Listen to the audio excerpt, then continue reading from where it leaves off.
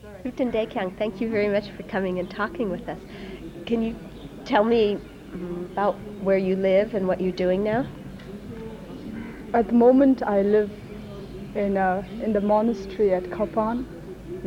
That is one of the mother centers of Lama Yeshe and Lama Zopa's their creation from the one of the source centers, and I'm there at the moment trying to start a nunnery for the new project of llamas. I don't do this very well. That's okay.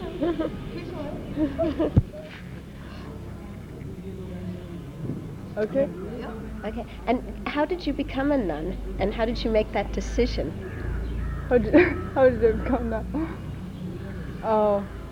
Well, after during my high school, I started attending the Lamrim meditation courses in Kopan, and gradually, as I came to know the Dharma better and better, it was just the next step that I wanted to take. What change have you found in yourself since you started practicing the Dharma and since you became a nun? Well, can't say that I've changed a lot, but I do. It has brought in my mind much more awareness and much more wisdom. And do you feel that, or what effect has the conference had on you? Well, I think it's interesting meeting the nuns of of the Buddhist order, but of so different in the physical aspect. And generally, I think it's about high time to be able to come together as Buddhist nuns of different traditions like that. But yeah, I came mainly because I had this responsibility for this nunnery, and I thought that I might get some inspirations be able to work better for it. That was. And how has the conference affected the Tibetan nuns as a group? Well, it has been very sort of mind-opening for the Tibetans, because I think for most of them it is the first of such a conference, and it is for the first time that Tibetan nuns from different from different monasteries, from different places, have been able to come together in such a way, and it is this conference that has made it possible. So for that they appreciate a lot. And the other thing is it's just it has opened their minds, kind of broadened their views generally from their own from their basic view of their own monastery, their own thing, own little outfit, to be able to see the that the whole thing, the whole picture. Yeah, so that way I think it's been very beneficial. And you have this responsibility now to set up a monastery, like you said, in Nepal for the Tibetan nuns. Now, how, in terms of your life, do you balance your responsibilities to work for the nuns community with your own private practice? At the moment, because it is the wishes of my teachers to have this nunnery set forth as soon as possible, I give that major priority.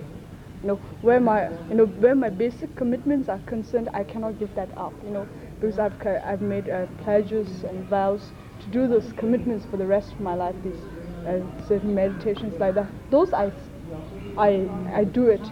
I give that certain hours of the day, or morning or night, or even whenever I find the time. But most of the time I give the priority to the project, the nunnery project. And where my studies are concerned, I think for the next few years, it's going to just have a secondary sort of, if I can attend classes, if I have the time to attend classes like this, I do it. Otherwise, I'm happy to miss classes or miss the continuity of the studies if I can fulfill this project. For the moment, this is my major concern. And have you found that the work that you're doing on the project influences your practice? Well, it is difficult, trying to work outside, having to meet, trying to write so many these help SOS letters, trying to meet with these different people, trying to get help. I mean, it distracts you a lot from your main work. It kind of distracts you from your main work, but it kind of, I think that in a way the quality of your own practices kind of go back up. And kind of when you meditate, if I have if I have a problem with whatever thing there is, my meditations actually are inclined towards that particular problem, though I'm trying to do my own bit, but it's like my mind gets so distracted. So I think where my own practices are concerned, having to, and on the other hand, having to fulfill this project, my own practices kind of are become slightly diminished in their quality. My efforts to concentrate or to do as well as I before, I can't make that. But on the other hand, is doing the work showing you another part of your personality Very that much. that also helps you to understand the teachings in a better way? Very much, very much. But in all this work that you're doing, do you find that it's also showing you another part of your personality? And by seeing that, you understand the teachings in a different way, or you can practice the teachings in a deeper way? Well, this particular project, the nunnery project, it is, you're going into a thing that I'm not familiar with at all, for that matter, and then therefore, you encounter all these so many different situations, and then, that time. You want to stop?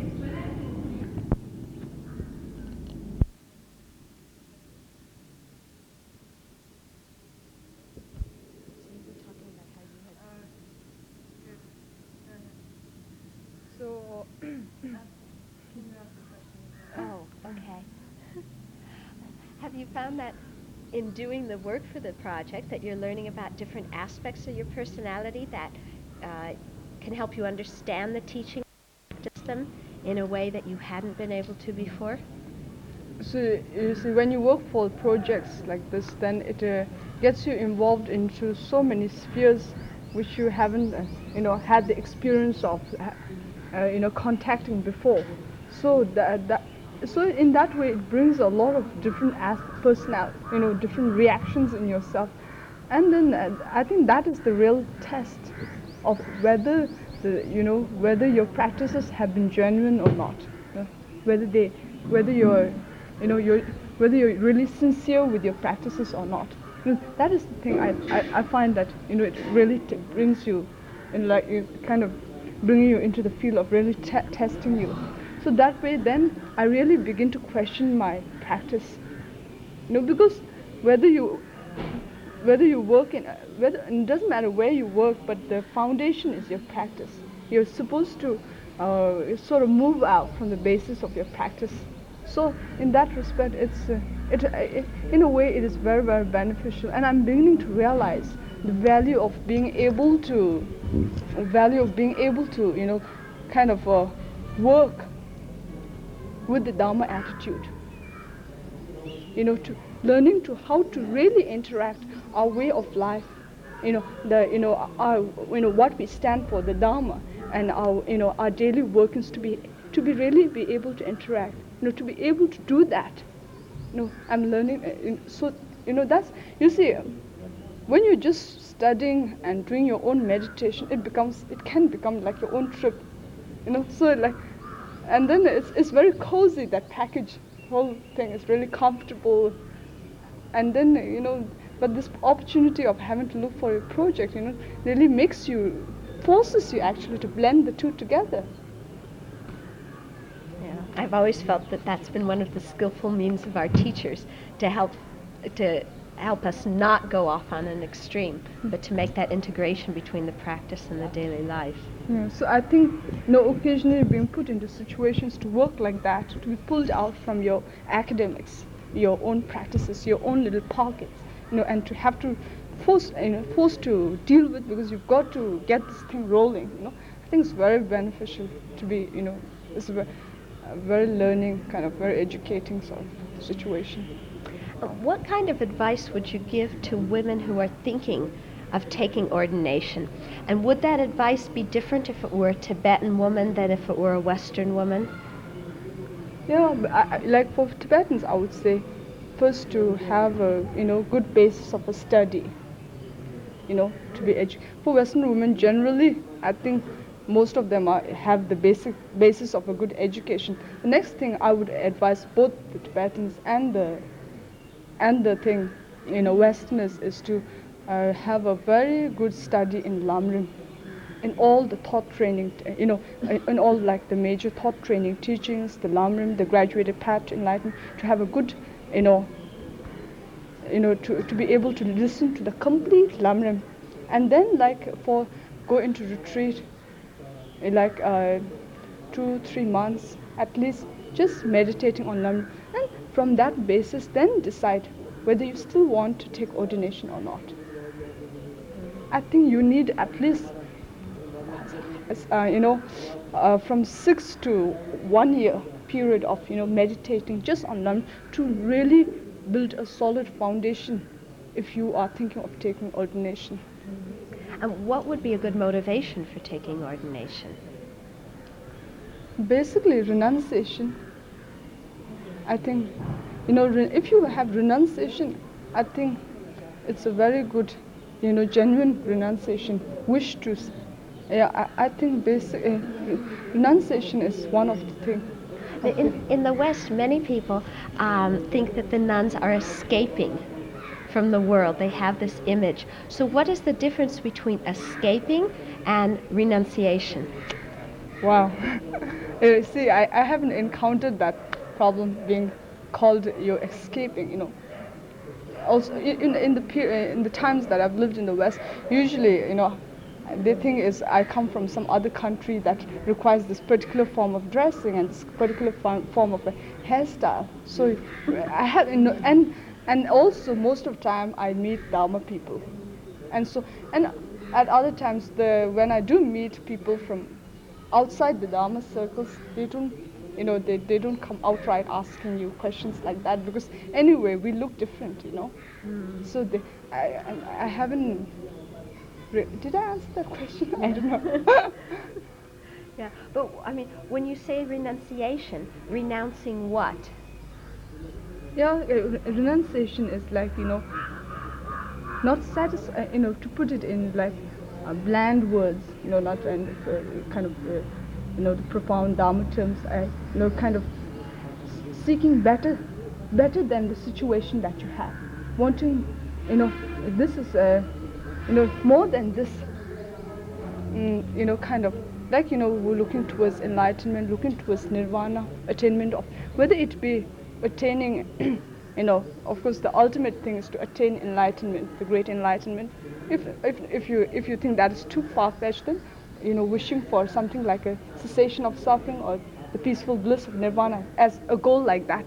Or if not, then to be, having a, if you think that goal is so far away from your mind, then something like, how to become better than what you already are, how to become a little better person, not satisfied and not sick of being the way you are, sick at your, I kind of, I don't know if I'm expressing it completely right, but you're not quite satisfied with the, you're like, when I was in, anyway, I think kind of looking forward much, having sort of a goal like that. And Yeah. And do you feel that women have some special approach to the Dharma, approach to the practice, or something special that women can do to serve the Dharma and the teachings?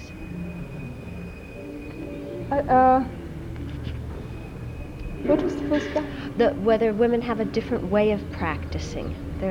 Yeah, women do have a different way of practicing.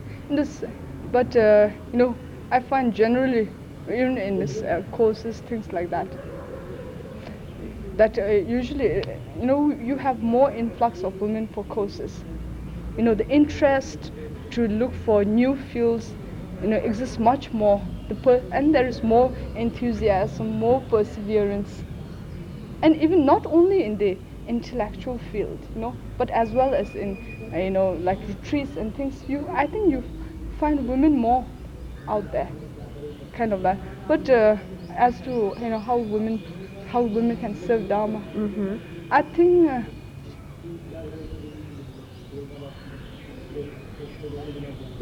I can't really say how women can serve Dharma. Of course, know, first of all, I think education, then as to be able to come out as teachers. That's the best, the foremost. Then even if you can't come out as in the aspect of Dharma teachers, then from the basis of a good foundation in Dharma, listening, understanding, meditation, then going out into society and serving the various aspects of society. Whether it is in the hospitals or clinics or counseling, whatever. But from the background or from the foundation of having listened extensively to Dharma, having some sort of clear understanding, and then strengthened by meditation. Then from there going out, as teachers, or if you can't make it as teachers, then in different little pockets of society, just moving. And do you find that this enthusiasm for the Dharma that you just mentioned, it's the same type as in the Tibetan community? Or do the Tibetan women, when they meet the Dharma, have a slightly different way of approach than the Western women? You see, in the case of Westerners, when they first encounter Dharma, it's like finding something so incredible that they are, that they have this wave of enthusiasm. Then when they can't see results, they become more and more and more and more laxed. Then at times then there happens a period when they tend to completely give up. Then back into the same old situation. Then they realize, oh, Dharma does have meaning. So again, they make a second comeback. Then they become like Tibetans, I feel. Whereas Tibetans, they have incredible faith. Even though that is one thing, the foundation of having incredible faith in Dharma, so that even though the results don't come out in the next month or the next couple of years, despite their having recited millions of mantras and millions of prostrations, the faith is so great that they feel okay, we can still make it. So there's a completely different attitude, I think. I'm running out of questions, Robin. I hope you can edit that. What you should do is just say thank you very much for the moment. Okay. Okay, thank you very much, Zenla, for sharing your thoughts and your experiences with us. It's my pleasure. Okay,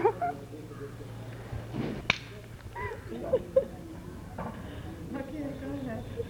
Keep nodding. You're hearing the great shunyata and the great renunciation. Oh no, let's come on. And one curious one. Awesome, very good. That's one or two from me. You have to listen to her questions in a couple of seconds. So you look at her.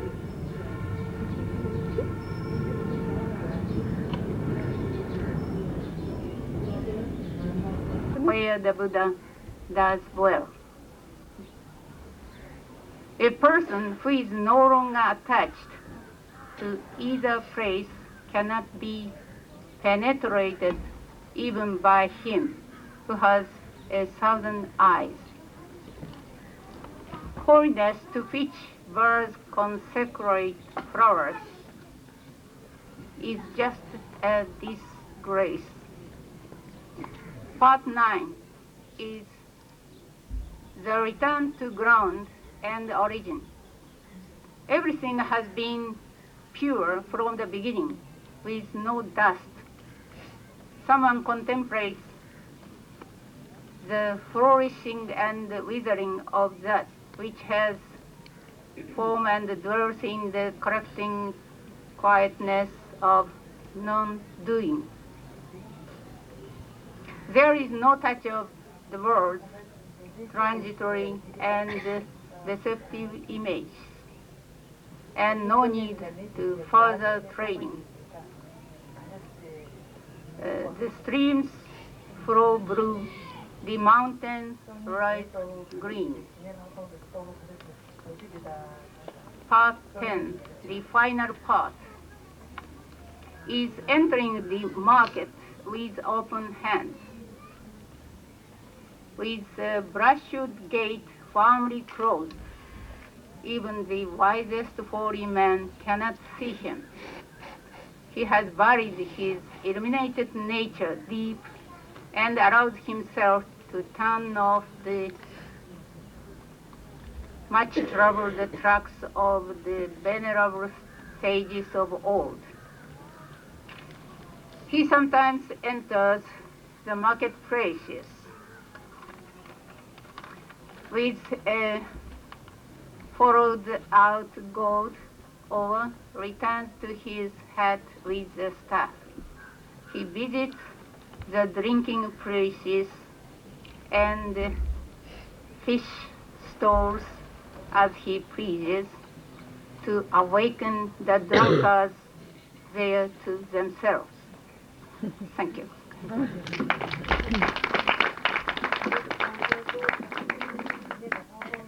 Thank you.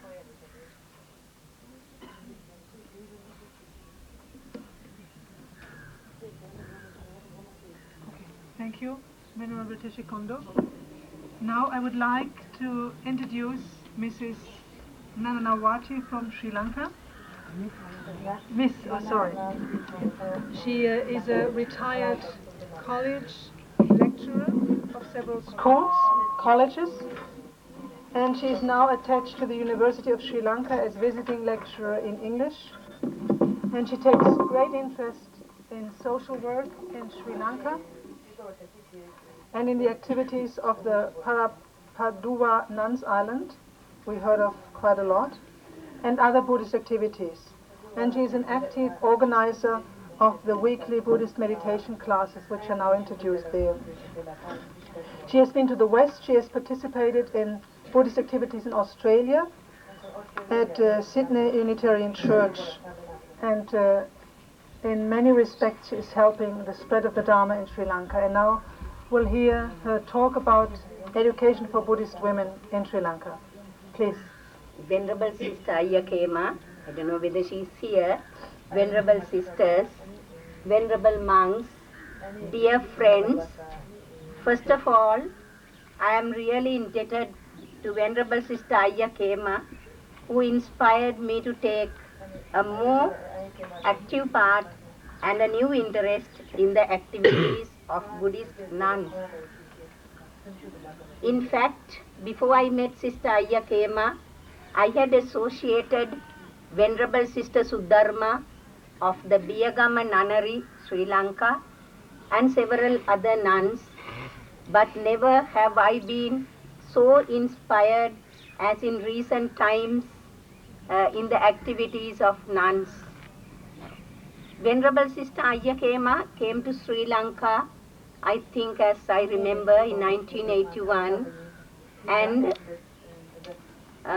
before Sister Ayakema in 1966, I had the opportunity of meeting Australians at the New South Wales Buddhist Society who told me that they could not establish a Buddhist temple or have organized Buddhist activities for want of a Theravada Buddhist monk. Venerable Sister Ayakema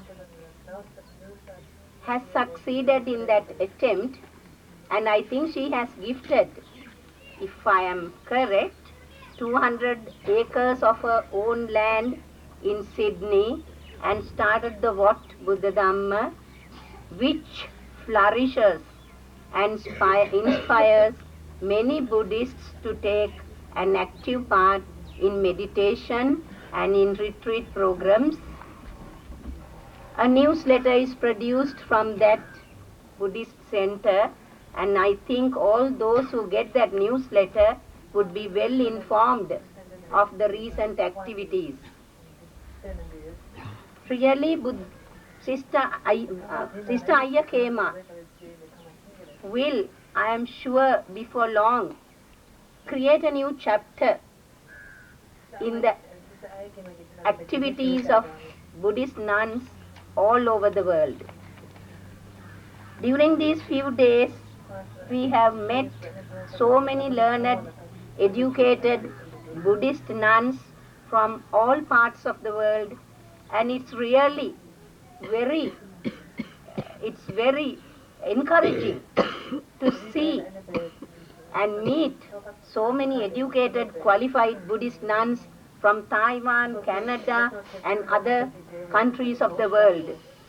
It was indeed a pleasant surprise and a previous come of mine to have participated in this conference and to have met so many educated, learned Buddhist nuns. It's indeed a previous come of mine, I think, because I thought I would never have visited Buddha Gaya. I would never have visited Buddha Gaya if not for Sister Ayakema. And more than that, to have met so many Buddhist nuns, much above our level, is really a big karma, good karma, I think. I wish all nuns who assembled here the blessings of the Tisarana. In fact, having had my education in a Christian convent, but born of Buddhist parents, and the Buddhist life of my parents,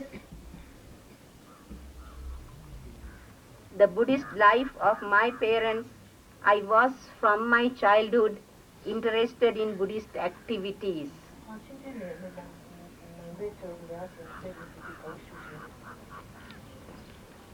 I have been to church, I have attended Mass, and just before my exam, I did go to church and pray.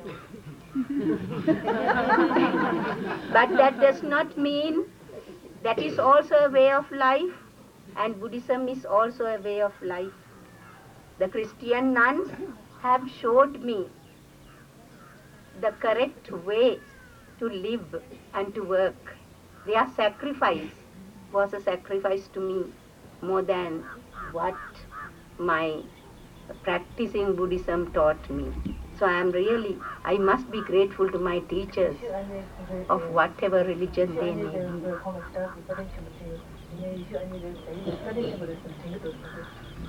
Without any paper qualifications in Buddhism, I was quite unexpectedly called upon to teach Buddhism to teachers in teacher training colleges at one time. And it was more methods of teaching Buddhism and not the content or the material. And I've succeeded in it because as a teacher of teachers, I have helped many wives, many mothers to teach Buddhism in the correct way.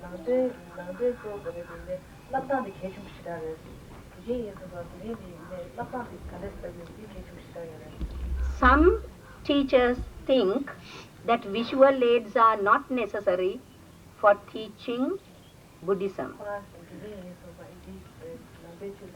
Some believe that no statues should be used. I too believe in it. But at the beginning, for the illiterate, in our Buddhist temples, if you go to Sri Lanka, you will see hell, heaven, all sorts of Jataka stories in a visualized form. Those who do not read will see the picture and learn from the picture. So learning comes through them.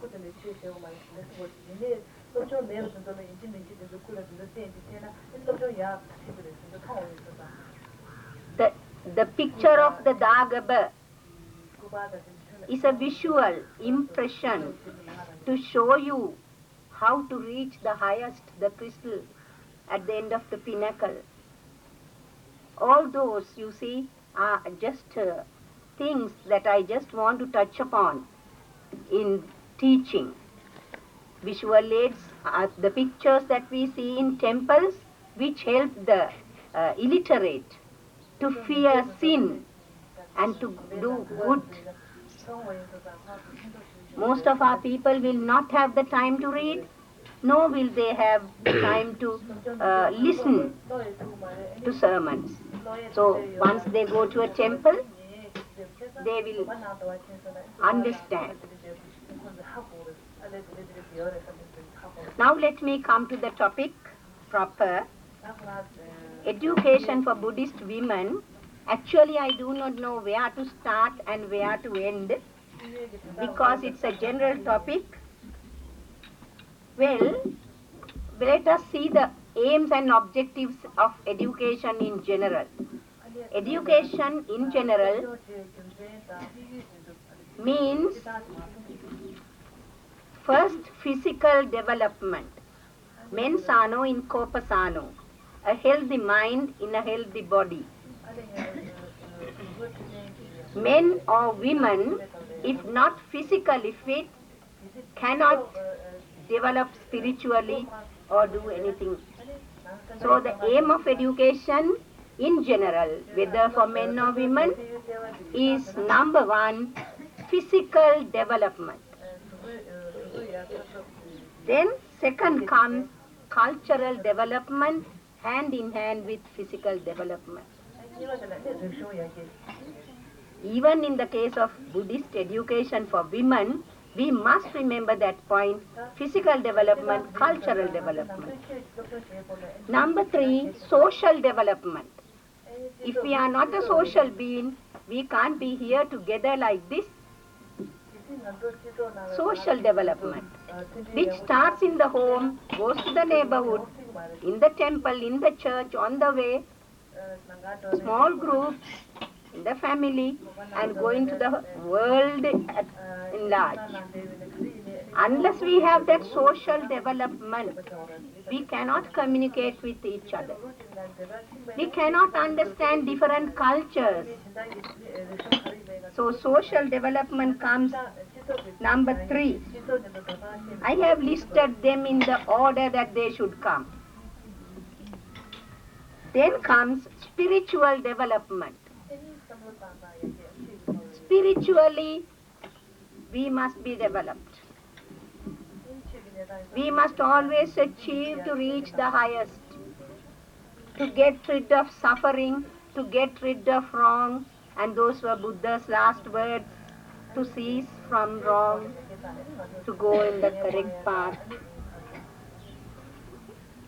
And last I say, intellectual development, because people give first place to intellectual development. I hope everyone will agree with me when I put it in that order. Intellectual development can be achieved when you have physical, cultural, spiritual, social development. So in the case of Buddhist women's education, we must give first place to the development, to develop wholesome, well-balanced personalities. Well-balanced in all these aspects. That is what I feel.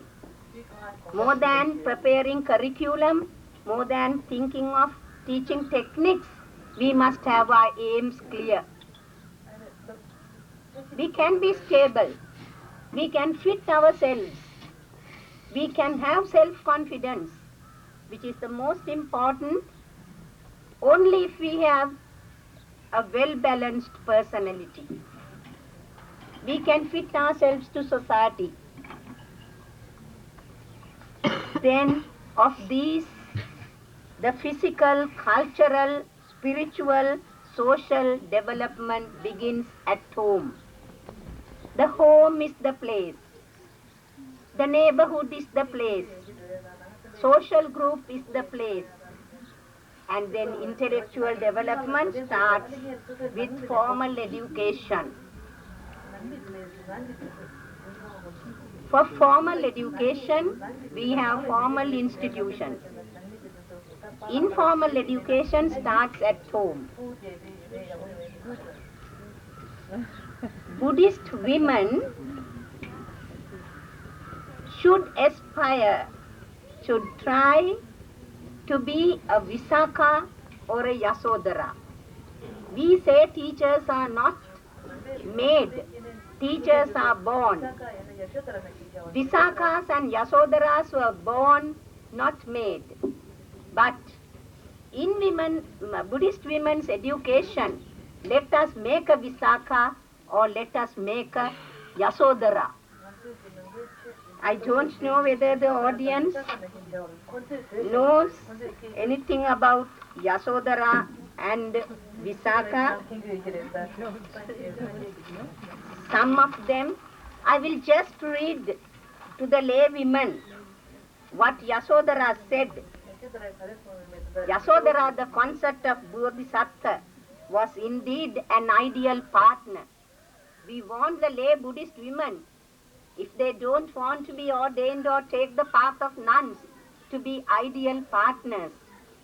In her advice to young wives, she described how self-sacrificing she had always been. She said, I have submitted myself to his wish to be offered as an object of alms without a murmur.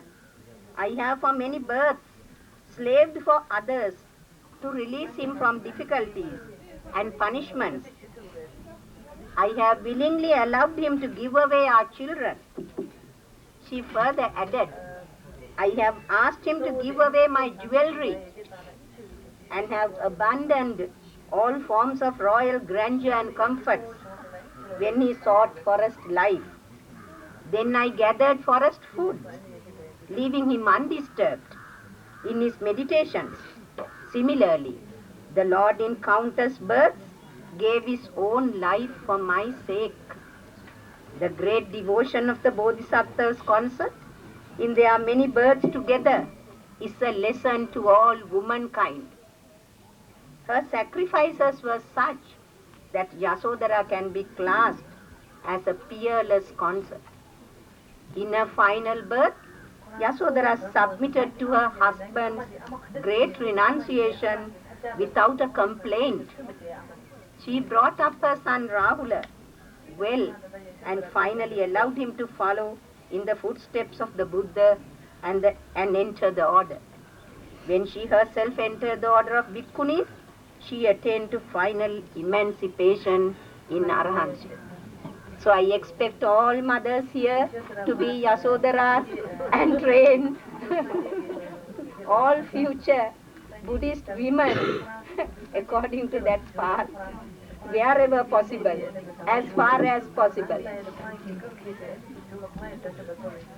We have schools by the name of Mahamaya in Sri Lanka, schools by the name of Yasodhara, Visakha, Mahinda, Sangamitta. The schools are named after them, and I wonder how many.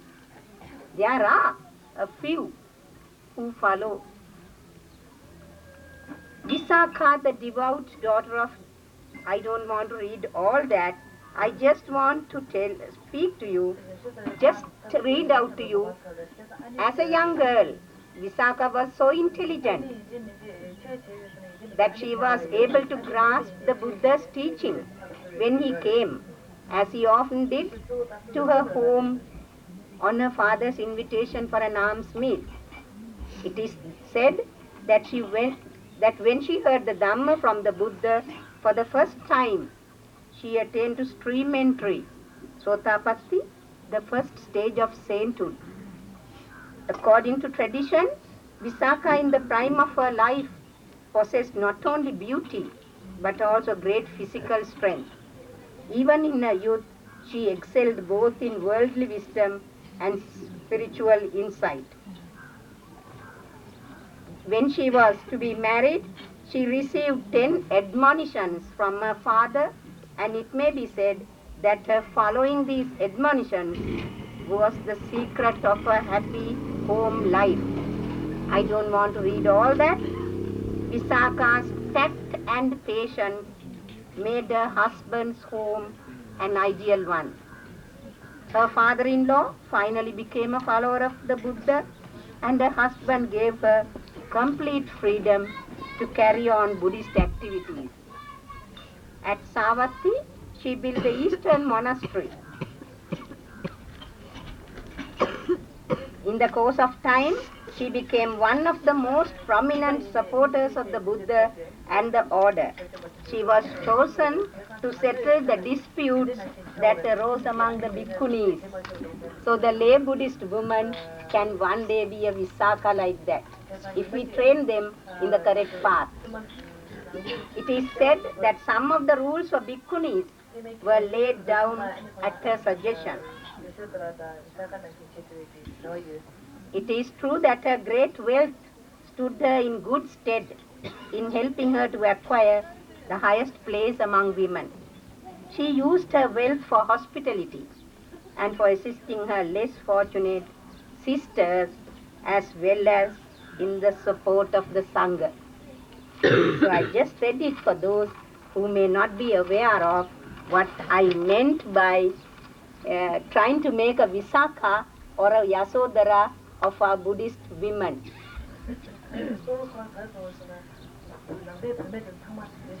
Then I just made the aims of education clear, and now I come to the system of Buddhist education in Sri Lanka. System of education, especially for women. During the colonial times, we did not have Buddhist educational institutions as such. It was due to the efforts of Colonel Olcott and Mary Mucius Higgins, two foreigners, that the light dawned for Buddhists to open and to start Buddhist institutions in Sri Lanka. All Buddhists are indebted to Colonel Olcott and Mary Mucius Higgins, and we have a school, Mucius Training College, Mucius Teachers College, Mucius Girls School by the name. We have Colonel Olcott School by that name. So we are indebted to them for having helped us to start Buddhist institutions in Sri Lanka.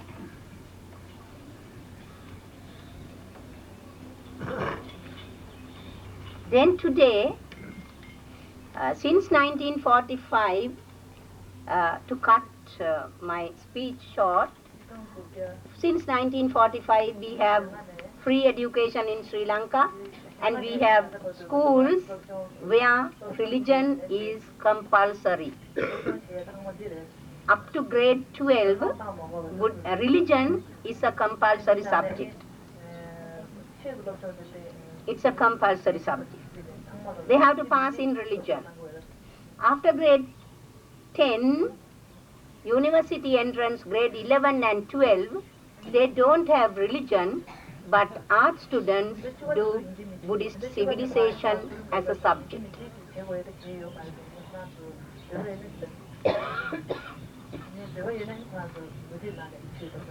Then, in addition to that, we have Sunday schools from the past. We have Dhamma schools on Sundays from 8 to 11. These are well organized and are attached to temples. Buddhist monks teach in these temples, in these Sunday schools, and laymen and women also teach in the Sunday schools. They do voluntary service. They are not paid by anyone. The students sit public Dhamma examinations conducted by the YMBA, Young Men's Buddhist Association, and the Ministry of Cultural Affairs distributes free books, literature, and other needs to these Sunday schools. Our great educators and people of standing have attended these Sunday schools from the past. They are well established. But it's a pity to say that the highest certificate obtained from these Dhamma schools, Dhammacharya, Bauddhacharya, is not recognized for any purpose, even for appointment as teachers. These Sunday school certificates are not recognized, but the government is trying to do something to give them the correct place, recognition.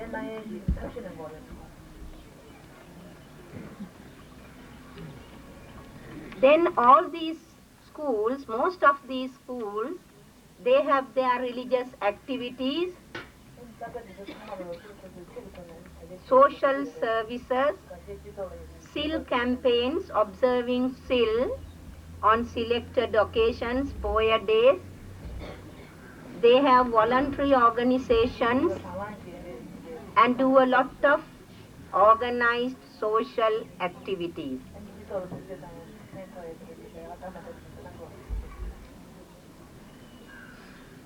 The Buddhist monks who are qualified and who have university degrees teach in schools as well.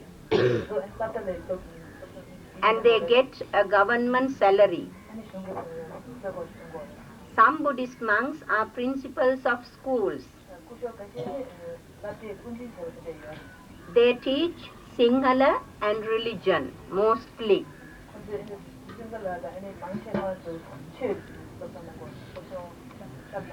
Then, attached to temples from the past, we have had Pirivana education.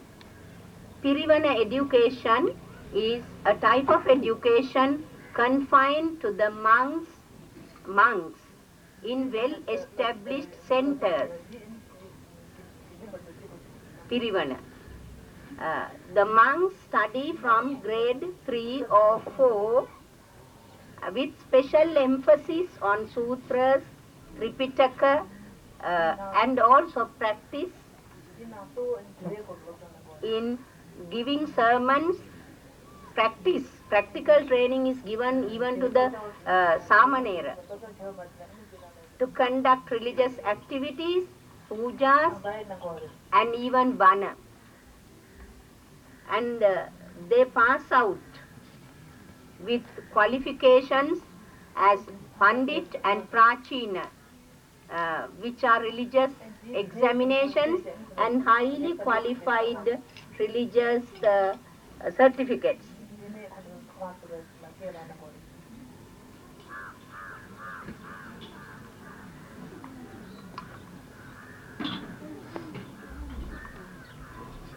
Regarding university education, I think in modern times women have excelled men in the number of admissions. Today we see a competition among men and women for higher education. The numbers seeking entrance to the universities and the numbers admitted to universities are very large today. Those who fail to seek admission to the universities follow other courses in private institutions. Very many, a large number, technical college courses, stenography courses, accountancy courses, like that, and always struggle more to earn a living, to find a better job, rather than emphasis on religious activities.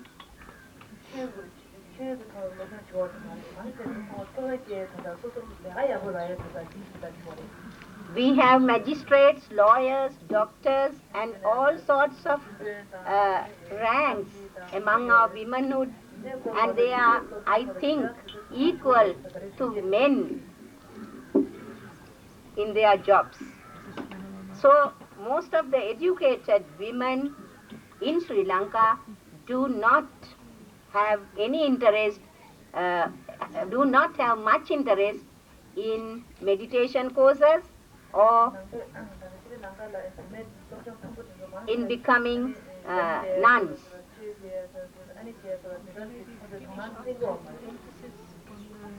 The Buddhist education slowly finish up because we run short in time.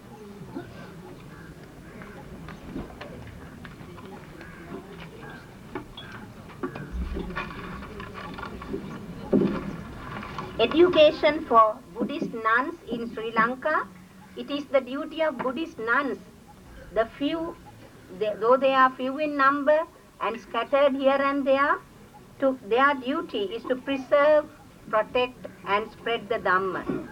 Buddha did not advocate sexual discrimination, but gave equal rights to monks and nuns, to men and women. Therefore, it is a right of the Buddhist nuns to educate themselves, to suit the society of today, to carry out their duties regards Dhamma, and to meet the demands of the laity. Modern society is full of stress and strain, and needs Dhamma as it never did before, to get rid of the unrest prevailing everywhere.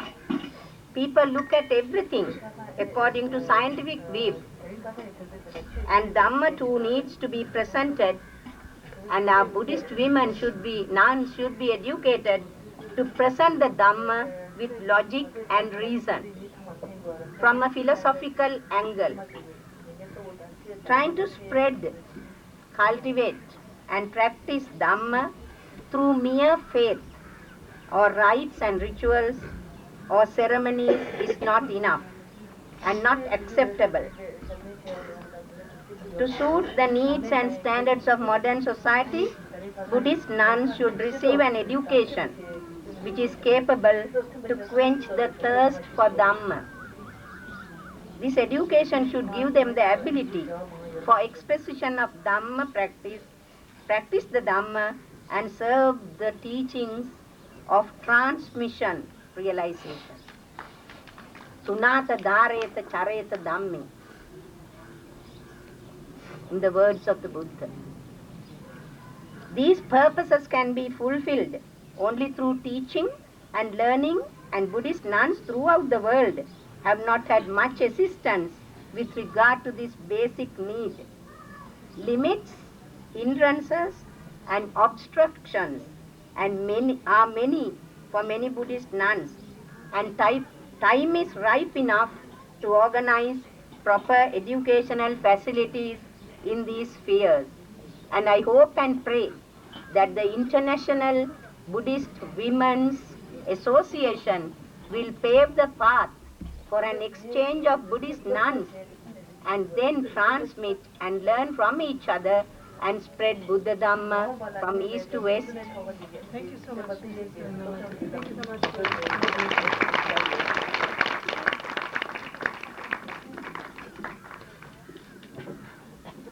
Thank you very much for increasing our understanding about education for women and Buddhist women in Sri Lanka. Now we will hear about Taiwan from the Venerable Shi Jianhua. She graduated from the Chinese Culture University.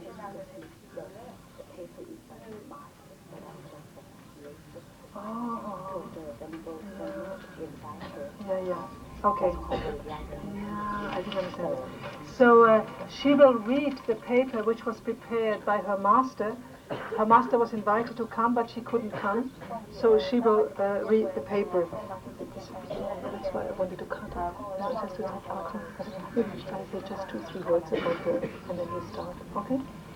So please, she will say 2-3 words about her master, and then start the paper.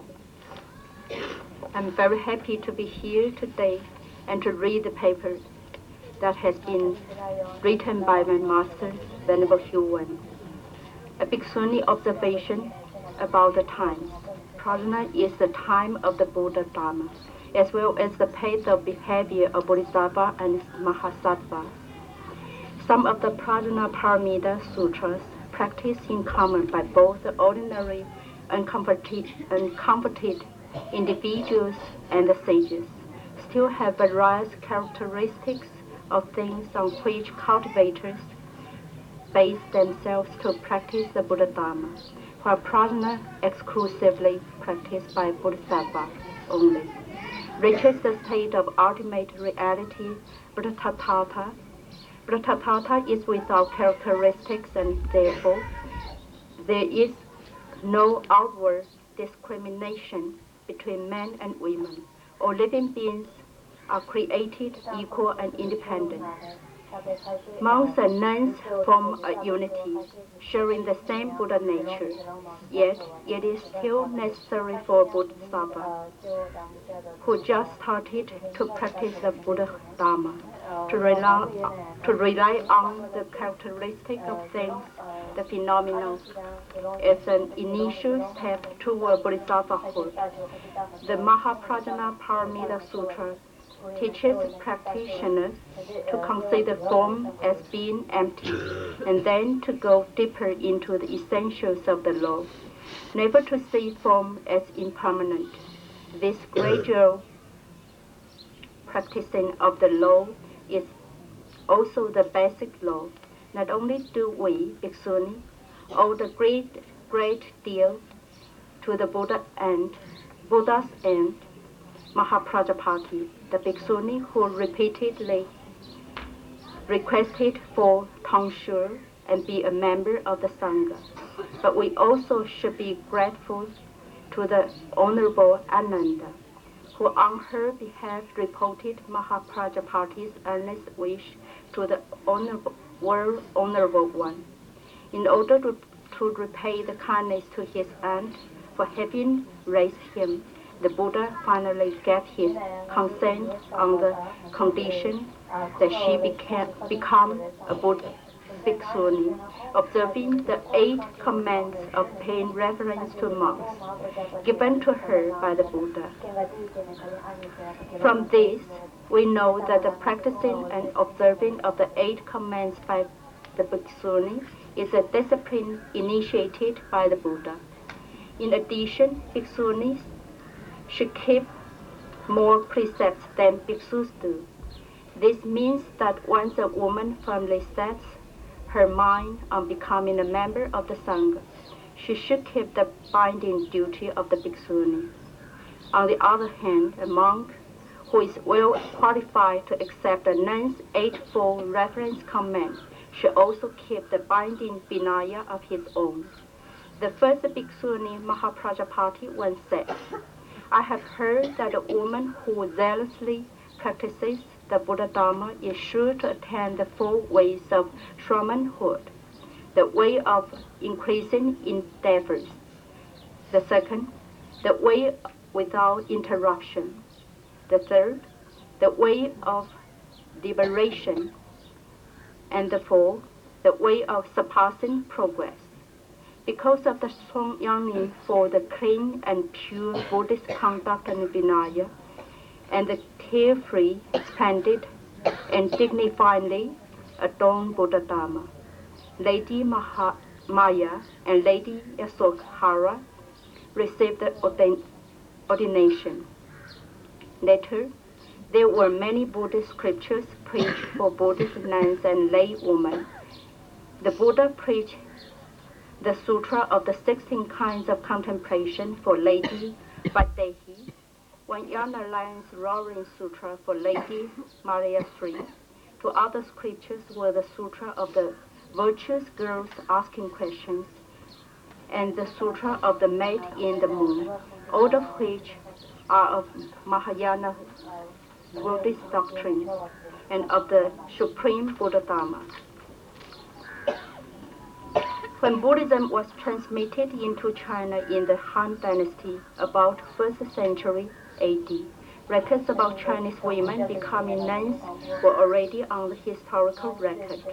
There were various Dharma gates for women to practice and cultivate, through which they could attain Buddhahood.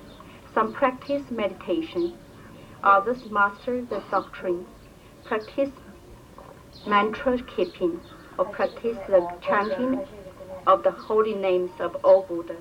In the book Wudeng Huiyuan, there was a story concerning a woman named Zhi Tong. Having studied and practiced the Buddha Dharma, she became suddenly enlightened and pronounced Agatha afterwards. There is no difference between ego and material. Like the kaleidoscopic phenomena are all reflected in the same mirror. So transparent is the mind that it has transcended master and attendants.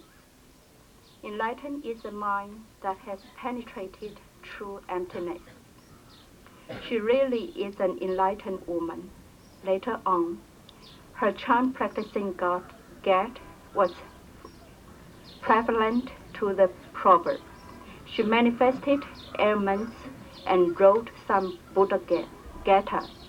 She entered into nirvana cross-legged in meditation.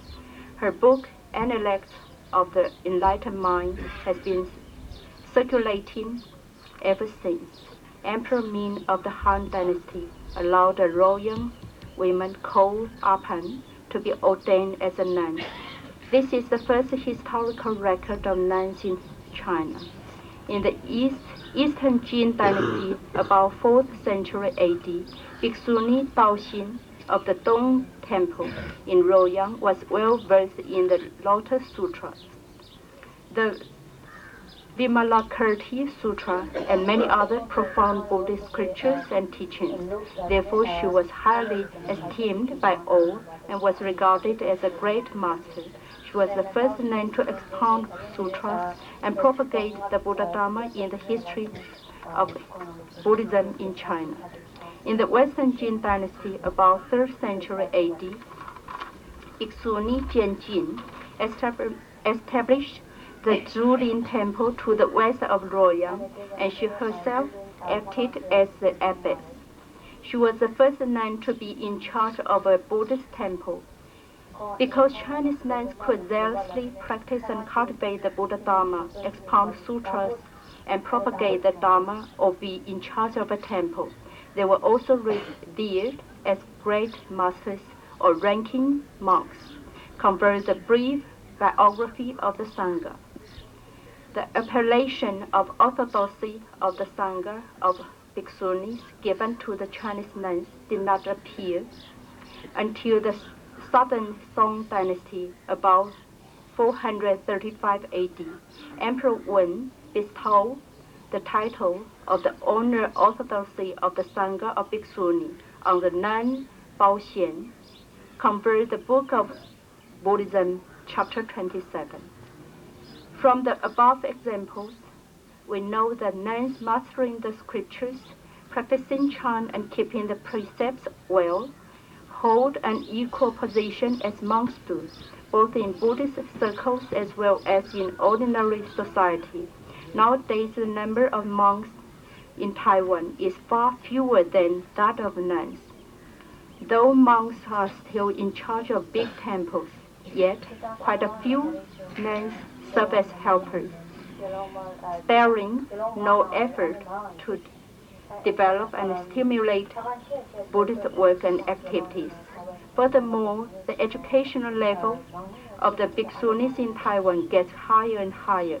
The number of nuns who receive college education is increasing year by year. Some nuns even obtain a PhD degree abroad, Japan and the United States. Returning to Taiwan afterwards to lecture in a college or university, more and more nuns now keep big temples well. It is necessary and urgent that Bhiksunis receive re-education. Why? Those nuns who have received higher education need to be re-educated to enrich their Buddhist studies and practice the Buddha Dharma. Those nuns who were ordained at an early age and have already had profound Buddhist studies and practice the Buddha Dharma hard also need re-educating to enrich their worldly practical knowledge. Many of the latter have graduated from college and universities. In short, here in Taiwan, it has been a prevailing trend for nuns to pursue both the profound Buddhist studies and the practical worldly knowledge. The Chinese nuns are deeply convinced that they should equip themselves with the present practice of the Buddha Dharma and with the erudition of worldly knowledge in order to expound and spread the Buddha Dharma in the present world. So they keep on learning and practicing. They are also aware of the fact that they should take the same amount of responsibility to propagate the Buddha Dharma as monks do. So they, no less than monks, work very hard to keep Buddhism going ahead. From another point of view, male Buddhists are outnumbered by female Buddhists, and women have more troubles and agonies than men have. Under some circumstances, it is more appropriate that nuns help and guide those Buddhist women who are in trouble. For the reasons mentioned above, nuns play a very important role both in Buddhist circles and in the ordinary society. As a Buddhist nun, I sincerely hope that all Chinese nuns and Buddhist women followers concentrate in worldly enrich themselves as well as possible with refined upbringing and virtue and an unflinching attitude. Buddhist women, both nuns and lay devotees alike, can make contributions to a society by purifying and rectifying human minds by setting a good example to the general public. At this present age, we should revive the ordination as Bhikshuni, who was initiated and instituted by Shakyamuni Buddha. By doing so, we can strengthen the Buddhist Sangha. This is my pious wish and hope. I hope all Bhikshunis of whatever country can deeply be aware to work hard, industriously cultivate themselves and practice the Buddha Dharma.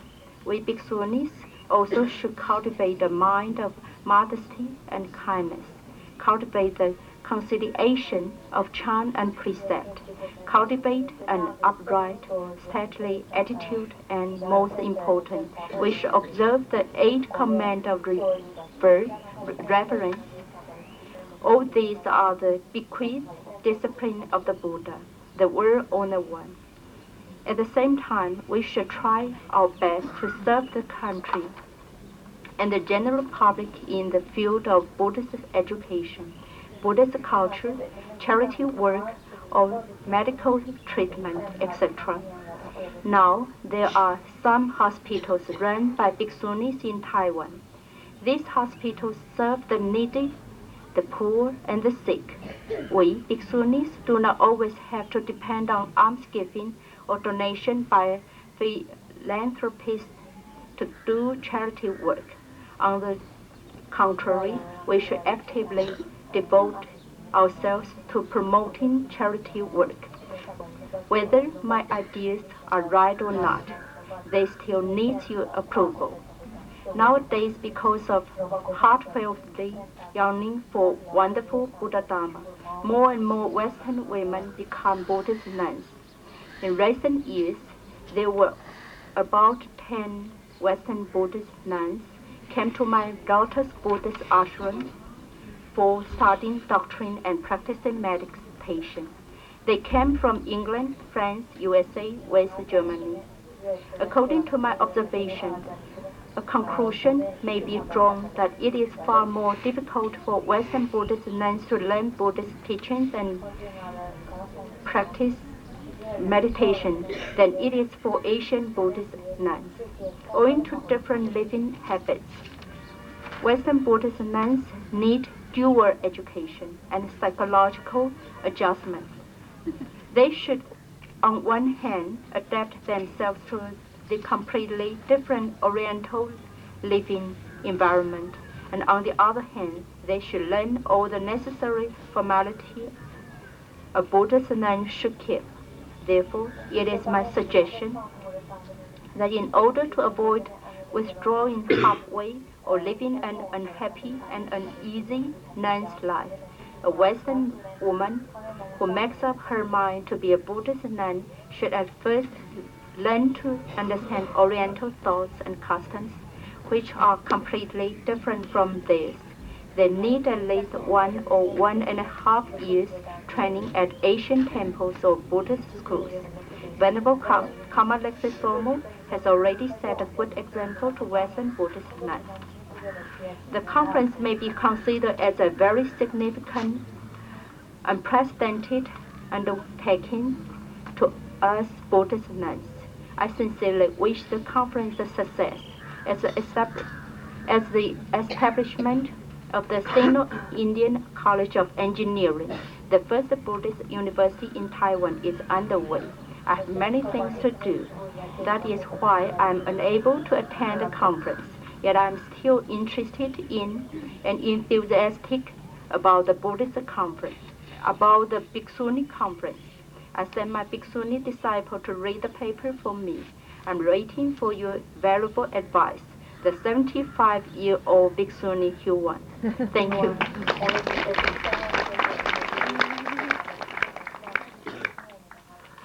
We thank you very much for reading us the paper of your venerable teacher, and especially for the advices given in the last part of the paper. Thank you so much. Now we will hear our last speaker, the Venerable Bhikshuni Pema Chöden. Pema Chöden is 50 years old. She has 2 grown children, 2 adult children, and she was formerly an elementary school teacher. She got ordained as a Shramanarika by His Holiness the Karmapa in 1973 in Scotland, in Samyeling, and later ordained as a Bhikshuni in 1981 in Hong Kong.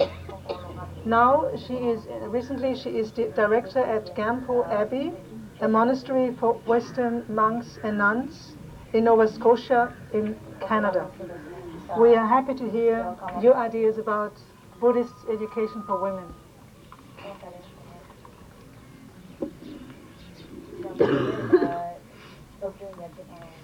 These ideas are primarily the result of having been working now for a bit less than 3 years to establish this monastic center in Canada, which is for not only for the nuns but also for the monks.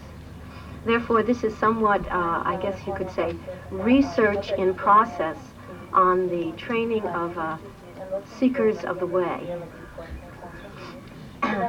And the basic presumption or view of this education training program is that we all have, of course, tremendous insight, a sense of precise minds, gentle hearts, and openness of attitude that can be cultivated and awakened up in all of us.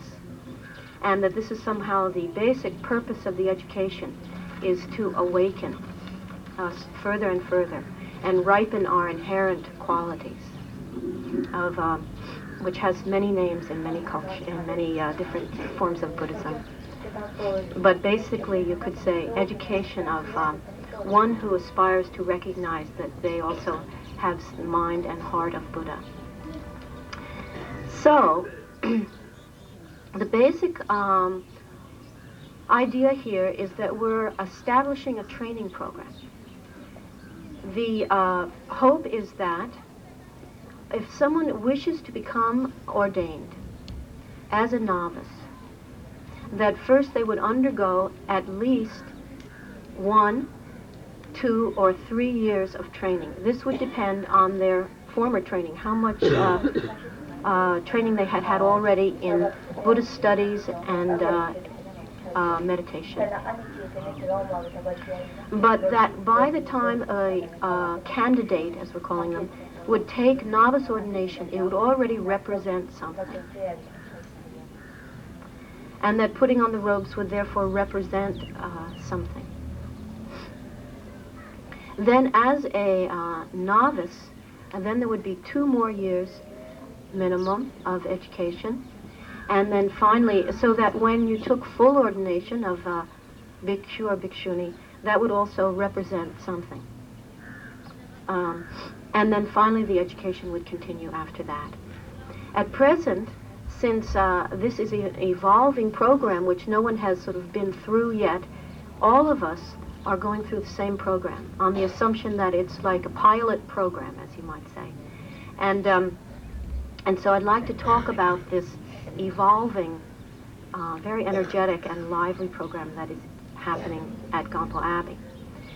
It has 3 major parts, which are sometimes referred to as the 3 wheels of Dharma. The education consists of study, meditation, and work. So in terms of study, we have a curriculum now established for a 3 years program, and we have just begun this year with the beginning studies, and I could tell anyone that curriculum who was interested. But basically it starts with, in the first year, the first course is on history, and the second is on Vinaya, and the next one would be on Abhidharma, and it goes like that for 3 years, with different courses. And the notion is to give first an overview, and then after that to go into each subject much more deeply. But the basic view of the study is one of trying to realize the true meaning or the essence of the teachings. And this is a very important part of how we study. Rather than just the notion of acquiring facts and figures, there is tremendous emphasis on discussion, probing and questioning, and all, as well as we all write papers, we all take examinations, and we're all expected to give talks. And as an example of the kind of the method of teaching, I want to use just for instance study of Vinaya as we've been doing it.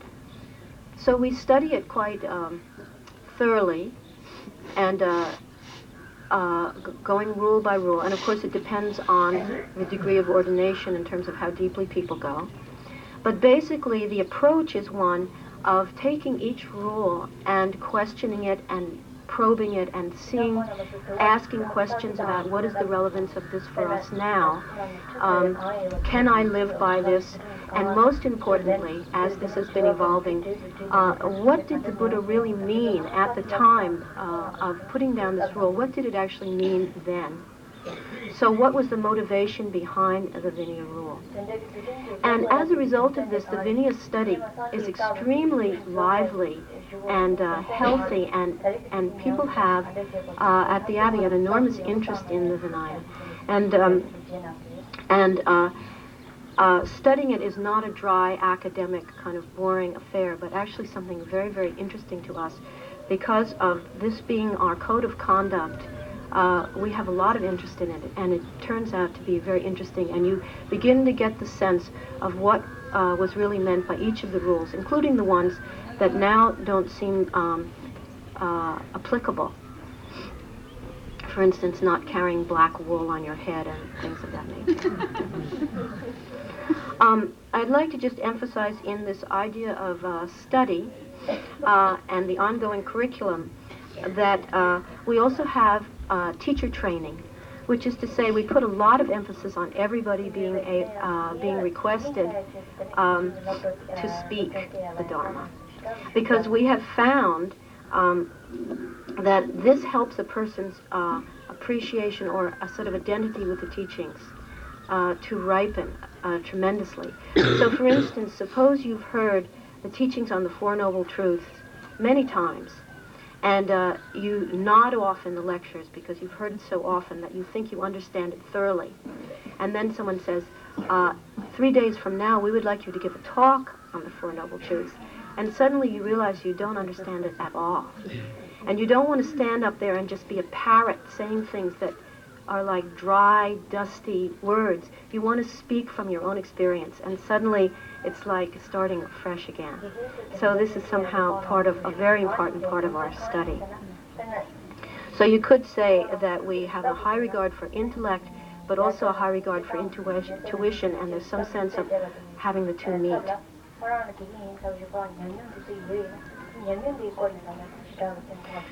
So teaching, study is part. The second wheel is part of the education program is meditation. Now students come to the Abbey from different traditions, and we're trying to establish, rather than a rigid course of meditation that everyone has to follow, more space and environment that encourages people to follow. What seems to be the case with us so far is the teachings that meditation teachings that they've already been given. However, we also do have meditation instruction, basic sitting meditation, formless meditation. But the candidates and the novices and the fully ordained people are required to do 1 month a year at least of individual retreat in our retreat cabins, 1 month a year of everyone sitting together doing just basic sitting meditation, and sometimes this takes the form of sesshin, sometimes it takes the form of Vipassana retreat, and sometimes it takes the form of something which is called Datun, which was established by Trungpa Rinpoche, but it essentially is basic sitting meditation. And beyond that, every day, almost every day, there's a minimum of 4 hours of time where a student can concentrate their time on meditation. And sometimes a lot more time than that, but at least that. Along with meditation, contemplation is highly valued, and this is part of the education in the sense that reflection is encouraged by, we have periods of silence. The library is a silent space. We try to provide, and we'll do this much more in the future, for each of the ordained Sangha to have their own room. And also the environment at the Abbey is very, very conducive to meditation, contemplation, and study. So we actually encourage those who are inclined to take the time to walk in nature, sit on the cliffs and look at the sea and that kind of thing, which actually, if you've just been in the middle of an intensive study period or intensive meditation, has a very, very profound effect.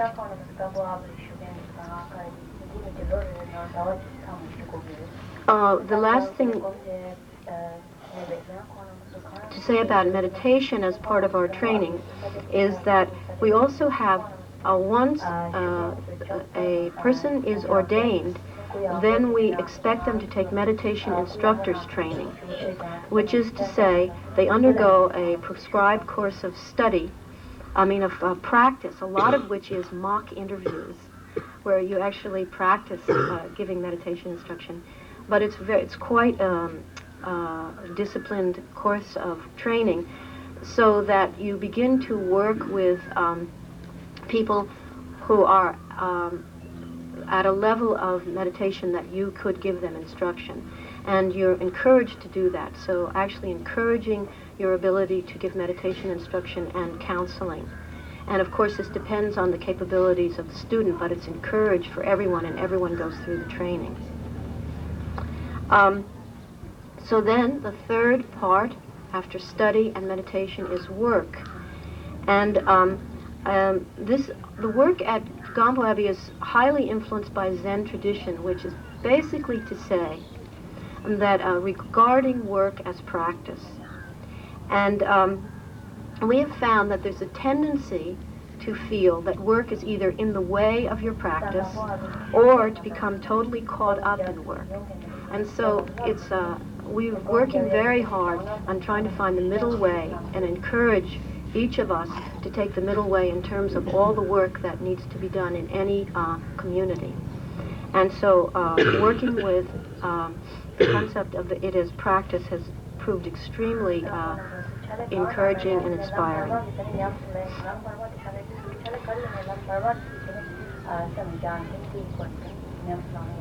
The key point, however, is why do we have this education at all? And it seems that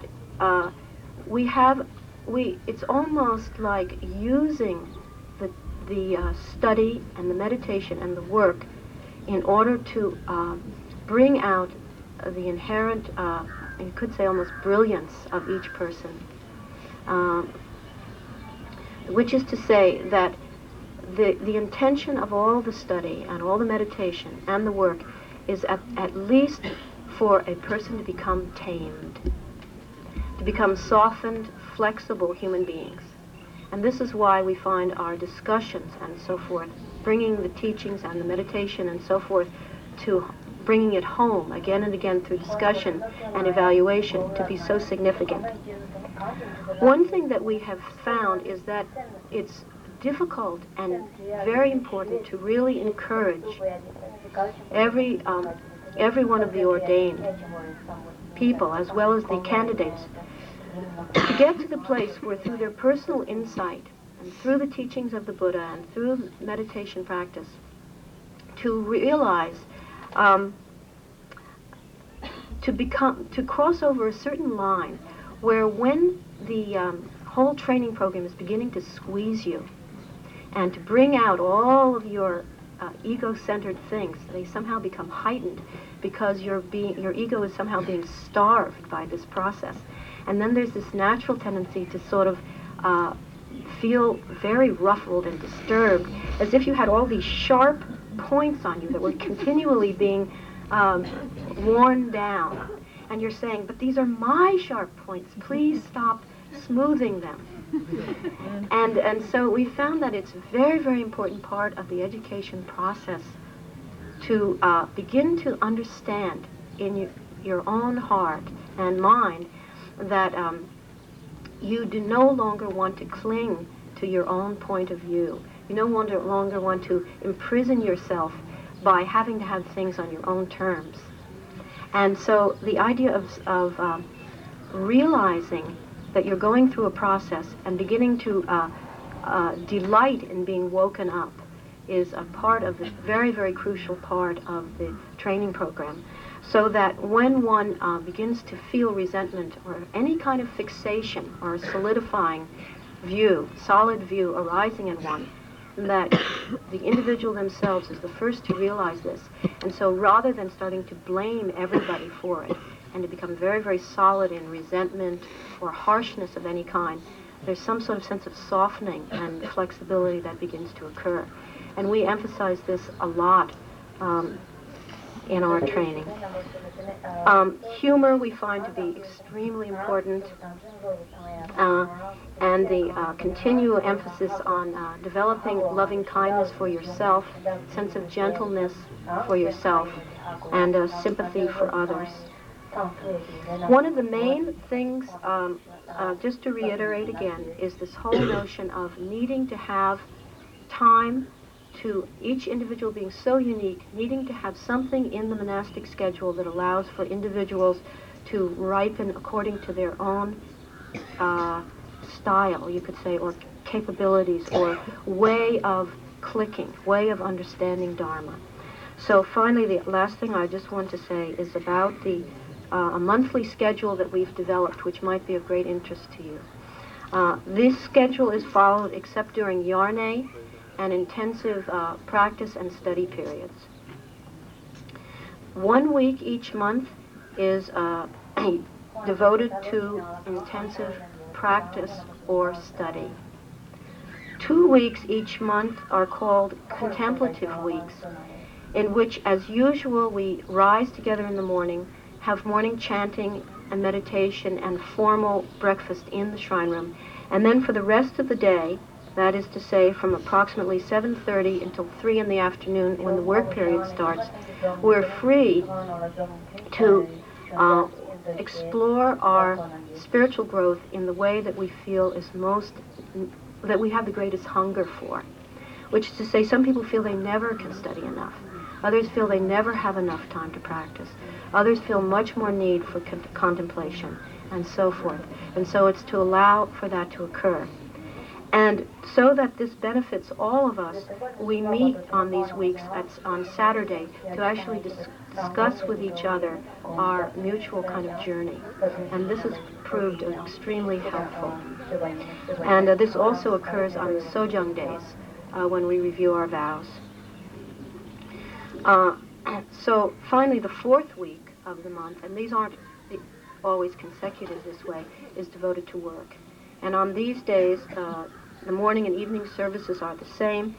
We have 3 hours of meditation practice, but the rest of the day is devoted to work.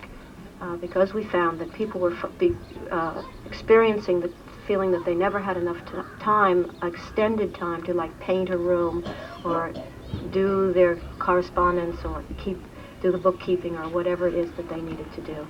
So allowing a whole time where you could actually sort of catch up on work. And so finally, the main point, however, is to never lose sight of why one is doing all of this. It's easy to sort of become a business or somehow to get caught up in the usual samsaric view. Very easy, somehow. And so through continually reevaluating what we're doing, through continually discussing and studying and meditating, the idea is to never lose sight of the basic purpose, which is to remove all obstacles from seeing clearly the true nature of reality.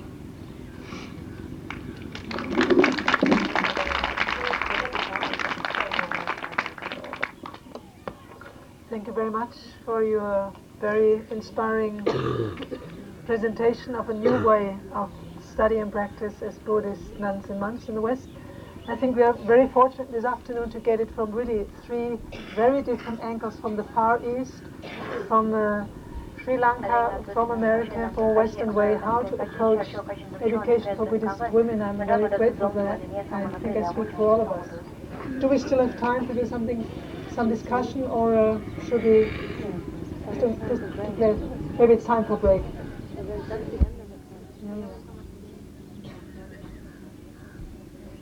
I think it's too late for discussion group.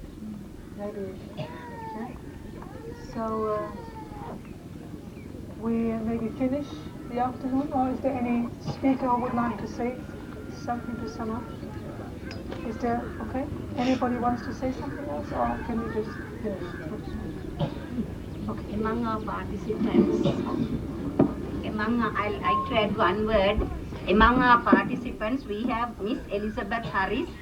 She's a student at the Postgraduate Institute of Pali and Buddhist Studies in the University of Colombo. And this morning I heard from her that there are 2 foreigners studying Buddhism, and it's a 1-year course. And the subjects studied are historical background, Vedas, Jainism, etc., basic Buddhist doctrine.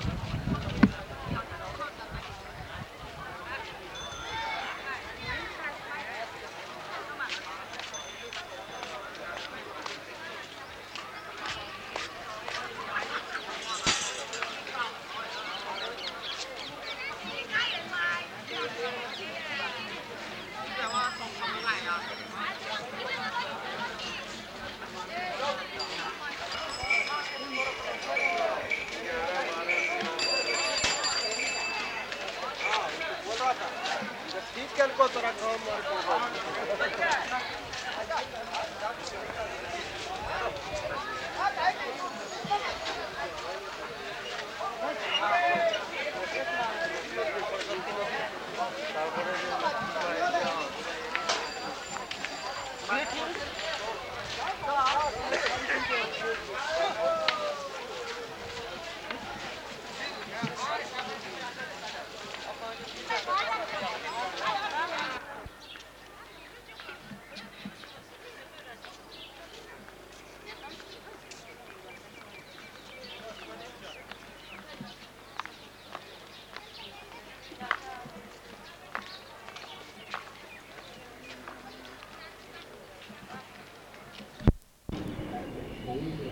Venerable Teisho Kondo, thank you very much for coming today. You're a nun in the Japanese tradition? Yeah. Yeah? Can you say something about how you became a nun and how you made that personal decision to take on that way of life? After the graduate the university, my mother died. At the time, my mother wanted to become a nun so much. So I agreed her will and became nun. And I like to study philosophy. So maybe Buddhism is a kind of philosophy. So very interested in Buddhism. So I decided to become a nun. How old were you at that time? 22. Yeah. And did you find it easy when you first became a nun? Yeah, very easy. Yeah? Yeah. There was no kind of adjustment that you had to make from living as a layperson before to then taking on a religious life? When I was a child, my mother went to the temple to have a time to meditate. So I'm very familiar with the Buddhism from the from the time of the child. And my mother was so interested in Buddhism, he invited many monks to my house and prepared the food or the lodging. So usually monks came to my temple and to have lunch or to stay in my house. So I'm very familiar with the sutra. So I remember Prajnaparamita Sutra when I was maybe 6 years old or 8 years old, like that. So no problem. Yeah. And now you've been a nun for how many years? Pardon? How many years have you been a nun now? Nun now? Yeah. Already 40 years. Fantastic. And what kind of change have you seen in yourself over that time because of the practice? Yeah. Very peaceful. I become very peaceful. Whatever happens, I can keep my mind peacefully. Maybe it's a, thing. Were there certain times in those 40 years where it was very difficult, where the mind was unpeaceful, where there were certain conflicts inside? Yeah. After the war, everything changed. And when I entered into the nuns group, I found the nuns' education is not so high. So I wanted to escape from the group. It's a problem. It was a problem. Yeah. How did you resolve it? Yeah. I have to encourage them to educate much more. It's a resolution, I thought. So it was like by your own determination Mm. that you kept Yeah. going. But sometimes I wanted to escape from there. Because there wasn't the education wasn't so good. So, suddenly nothing increase, Mm. improve. But you found the education now is better? Yeah, little. And for women who are thinking to become ordained Mm. or to practice in a very concentrated way, what kind of advice would you give them?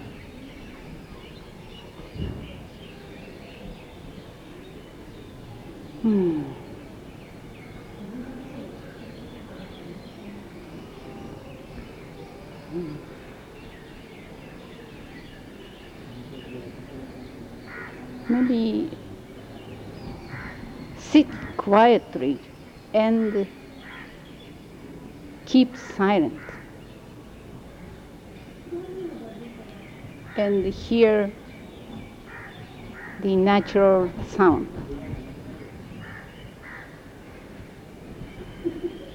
Yeah, that's it now.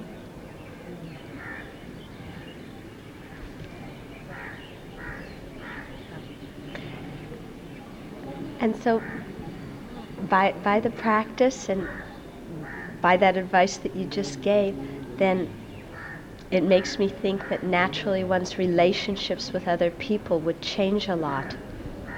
Yeah, I think so. Mhm. How?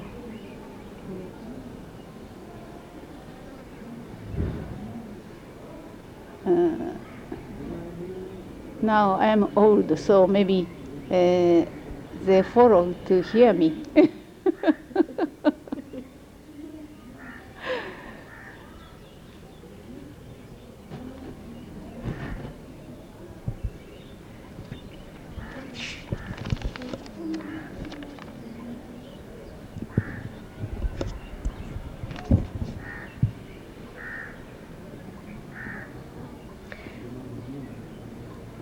Do you also teach Buddhism? Yeah. What do you think is a good way to teach it? How is the best way to teach Buddhism to people in the modern age? Japanese people studied the European philosophy so much after the Meiji era, the Meiji destination. So that I have to study European philosophy, and from that point of view,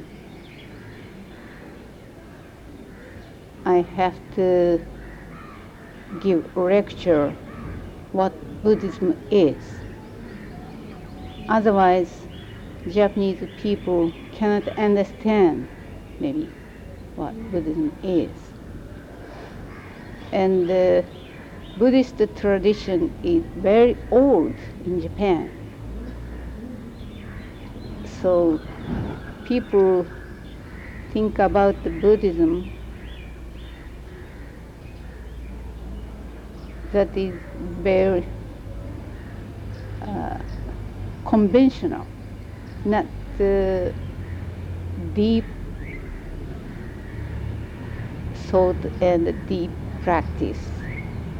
So I'm afraid the Japanese people are interested in Buddhism, but they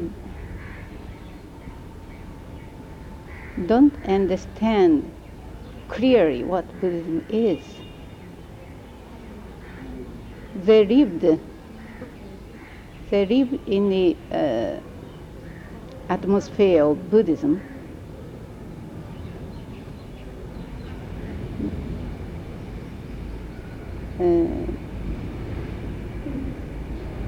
But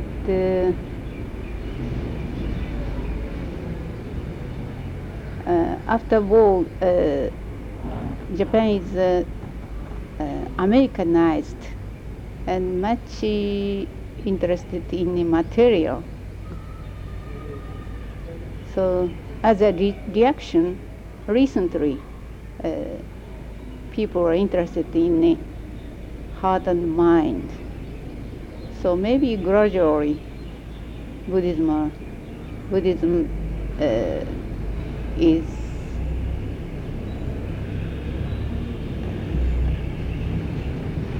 widely spread in Japan. In dear meaning, not only conventional. Yeah, I hope so. But it sounds like you have to explain it to the people in a different way now, because of the social and historical context of Japan. Have you found that? Yeah.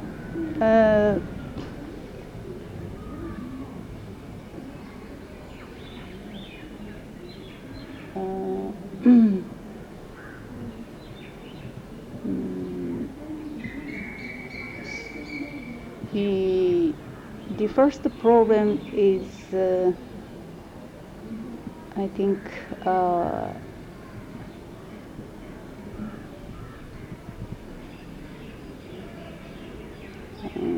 there are many old people, and the ages of the percentage of the old people is increasing. So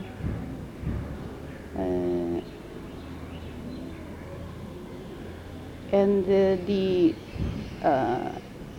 Japanese people usually died in the hospital, not in the house, in the home. So when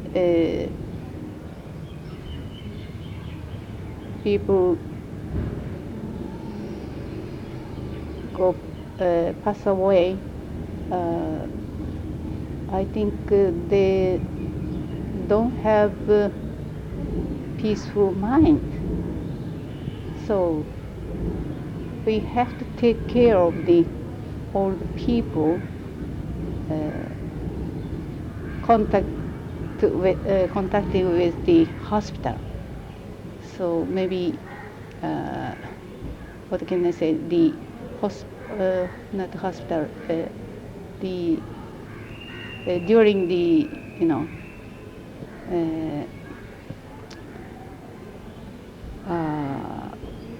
care.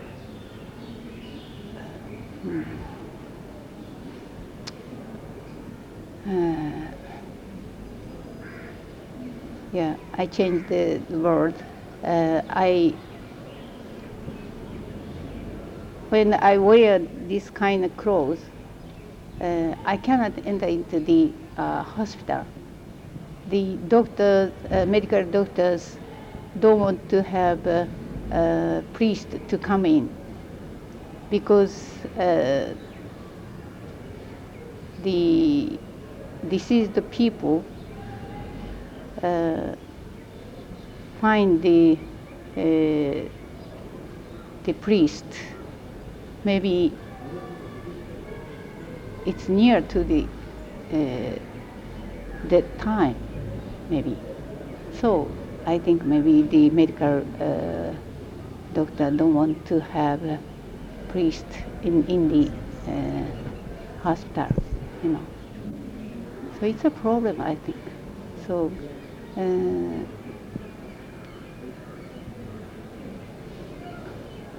so we have to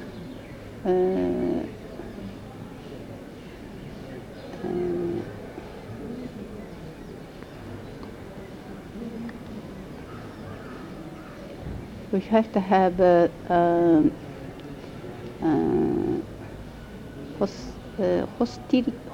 what? Hospice. Hospice, yeah. Yeah, we have to have a hospice, yeah. What if somebody is dying? How do you guide them? What do you say to somebody who is dying? Yeah, I belong to the Pure Land Buddhism, so I say, pronounce Namu Amida Butsu. Yeah. You pronounce Namu Amida Butsu, you become peaceful. Don't worry about anything. Yeah. Sounds like a very good idea if you could make some hospices Yeah. and do things like that. Yeah, it's the most important thing nowadays. Yeah. So, okay.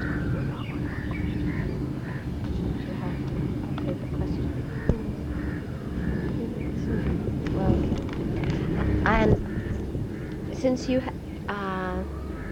have a lot of responsibility to do teaching and work in the community, how do you balance all your responsibilities with other people and your own internal practice?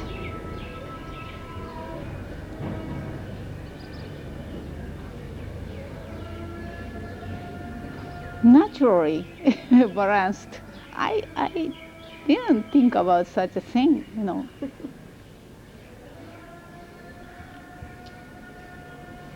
Some people find it difficult. Maybe they want to do some quiet contemplation, and then if they have to work, they have to talk and go here and go there, do this and that. So some people may say, well, then that disturbs the contemplation. I think both are united, not different, not separate. And how do you unite them? If you're a beginner, how do you unite those two things?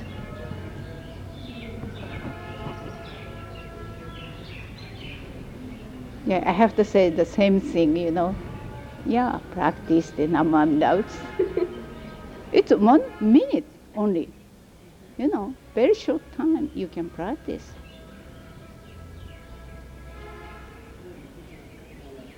If you continue the Namu Amida Butsu, naturally such a problem is rooted.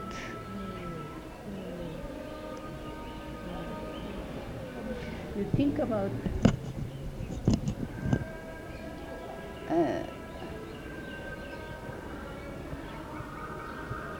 too much, I think. Don't discriminate. Don't think about. Just stop thinking. So naturally, you can do everything. Okay, thank you very much. It's been very interesting, really.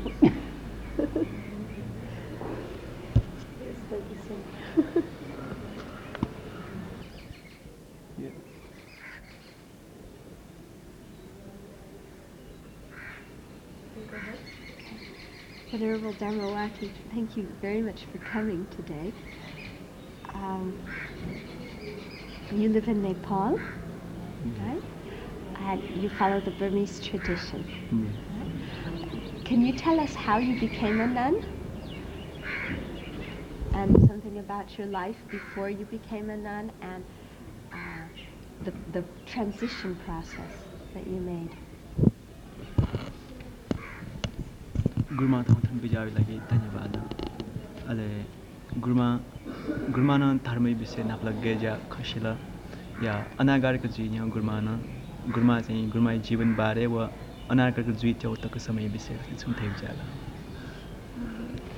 नभन्य पले राणा शासन राणा दे पले निस्तेसन आखा बन्योटी अधिकार मरु बौद्ध धर्म न स्वतन्त्र न्यानी स्वतन्त्र कन्योटी अधिकार मरु ओ अवस्था शिवरात्रि मेला बर्मै बन्दिया छौया चिमथा नेपले सुसुक दुख लगा न्योगा तर पाली भाइ पछि ना भास अले पाली भाषा न्योबले नेपले मेरा देश वने मन दकला सुख नेपले सुख तर जिमथा बौद्ध धर्म बनि मरो साबे दुख आदिया ऐसा बर्मा बौद्ध धर्म बनि यो कोडो बर्मा वादिया बर्मा वनमले अबले राणा सास ने पिन्ने संसार भी मनोटना मेरो देश भी नेपले भावे मजो नेपाल भी पिन प्यान मजो पासपोर्ट मजो एजिया अले नेपाल आना इन्डिया बिसुया इन्डिया ना passport cab फिया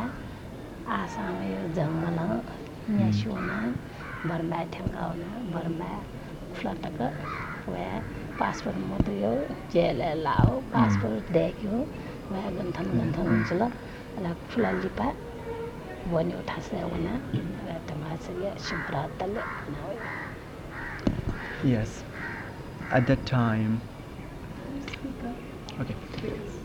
At the time, during those days of Rana autocracy, it was very difficult for a woman to have education or to go to any school or in any sort of education. And also it was not available to the discourses of Dhamma. But at one time when Burmese monk, he visited Nepal during the occasion of the Hindu festival Shivaratri. So during his discourses, he taught about the Dhamma, and during his discourses he asked one question: what is the happiness?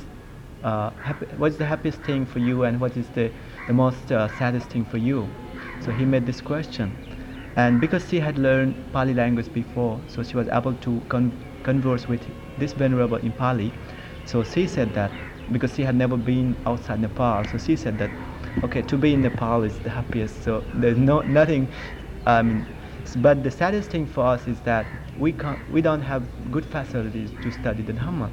So this venerable then offered that, okay, then offered her to take to Burma and then give her education in Burma. So she agreed immediately. But at the time, because it was not possible at all for any Nepalese to go abroad, and so it was very difficult for her when she left the country, and then she had to wait in India for about 1 year, trying to get a passport, but then she couldn't get and went to Burma. And in Burma also, it took her about 6 months to get everything arranged, and then only she was able to go to a monastery. And why did she choose to become a nun? Gurmana anagarka jiu like channel name विदेश Burma गृष्टि चाहिँ आँखा बनेर खायौँ अनागारको जो चाहिँ स्वतन्त्र बुद्ध धर्म बन्दै नेपाल अब छिम्पिर तिनी दुखस गरिरहँ मुसो बौद्ध धर्म बनता अनागार ज्या बसाएको बर्मा स्वतन्त्र बन्दै उले बनिएर माने पहिला अनागार ज्या because when she was ordained, she was only 14 years old. So at that time she was not very sure the meaning of to be ordained, but because she learned from this venerable monk that in Burma it is very easy to study the Dhamma if one is a nun. So only because her aspiration is so deep and so strong that she studied the Dhamma. So then she chose that, okay, if I can only study Dhamma, then I will be a nun. So at that time it's only that decision. And how has she felt about her own internal development since becoming a nun? What kind of changes do you see inside? गुमाना अनारगारको जीव विजातुंका या अनारगारको जीवन थौ व्यक्तिगत विकास है या थौ मानसिक विकास है या थौ जीवन लखिन गयो परिवर्तन वो थैंचाको बिजना अनारगारको जीवन होला यो कोया मने शान्ति दो गृहस्थी पनि जीवन सोयाना अनागारी पनि जीवन लाछु लोकीको पीर मरो वैसे क्यों सीखो थके छ क्लेश त हटाएन निर्वाण हुने वह न्यू तन्ता जबले अनागारको जीवन थे सुखो जीवन मेरो मरो तका ठीक है. Now when she see the lives of the worldly lives and the life as a nun, she finds it's very different, totally different, because in a nun's life one hasn't worried much about the worldly things. So they could completely devote the whole time of full attention just for the Dhamma, to learn about the Dhamma, and then to practice for own spiritual purification. So she finds that because one has just to think about these things, so it gives her much pleasure and much happiness beyond anything.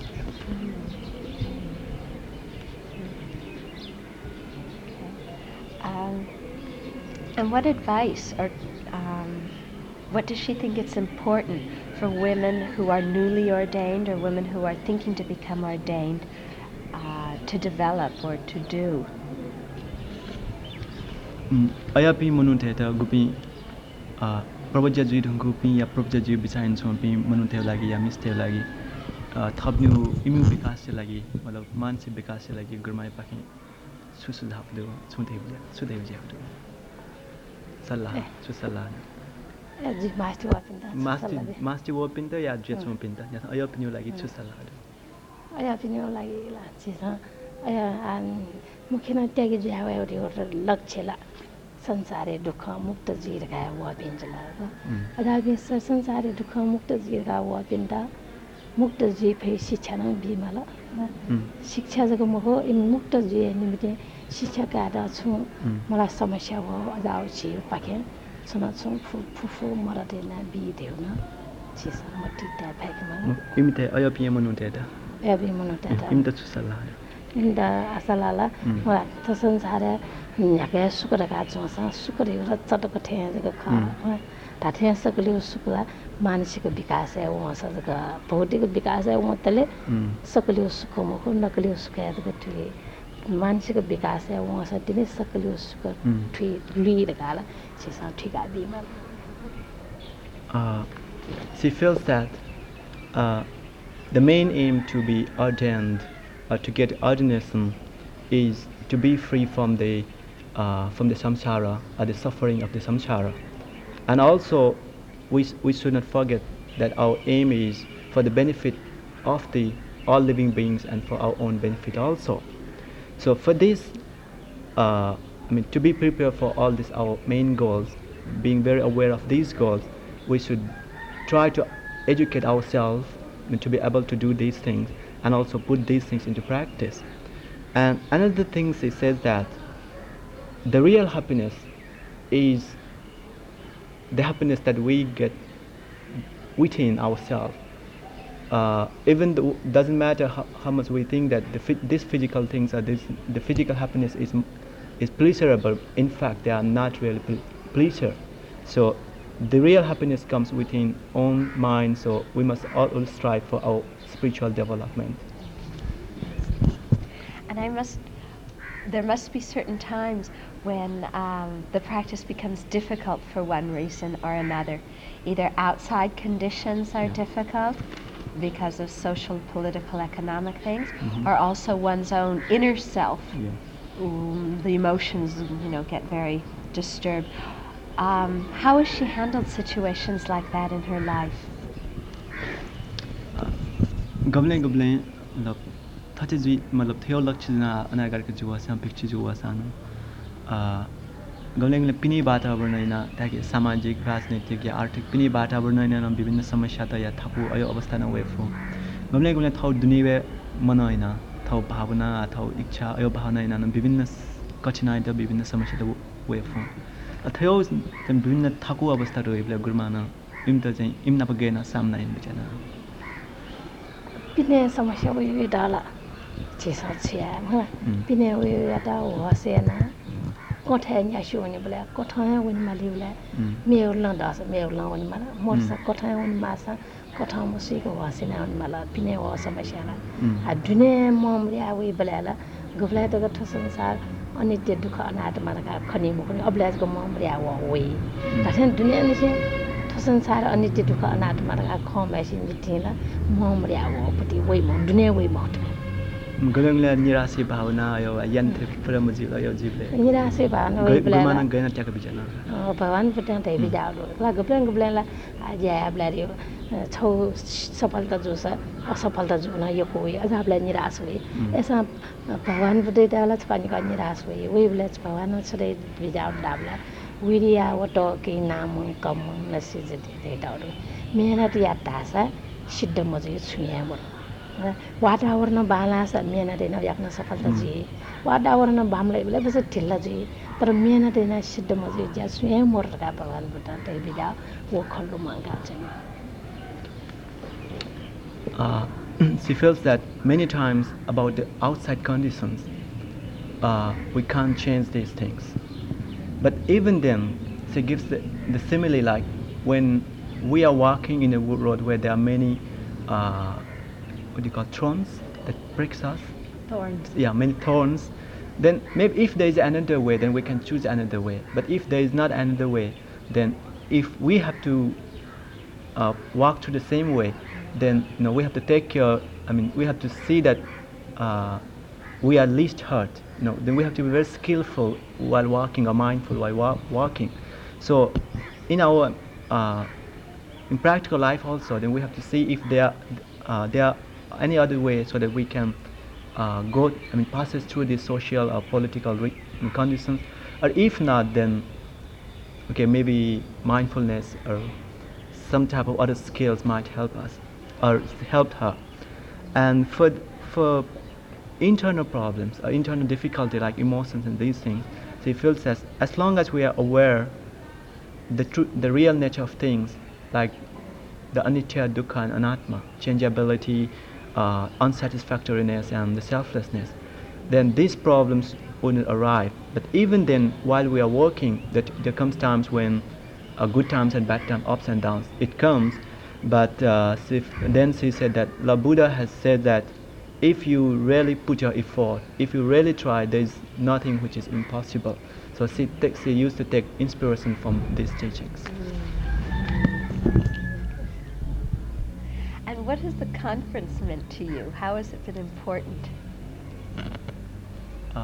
तो सम्मेलन बारे गुरुमा इच्छा विचार सम्मेलन गुरुमानो सेवले गुप्त महत्त्वपूर्ण जुटेछ सम्मेलन तस्का महत्त्वपूर्ण मिस्ते उठा सम्मेलन दियो जिनसा स्वयं मना उली जैसे भी मुना जाऊं गबले जुना खै बको था सम्मेलन बराबर जो सटिने विशेष मला मनोटे मन न न्यामेशो कमजोर उली मध्ये मिना दे स्वयं मिस्ते मन पच कमजोर अरे कमजोर पे मिस्ते दा ए बराबर सम्मेलन जिया ठठे मला सास बरे जी जायना यं कलतासा मिस्ते पाकेना छुना छ विश्व जायना यं के भई ये ठया सम्मेलन जुला तस्कन लेटा लिपन न्यामने या फे मरकाना आजका याना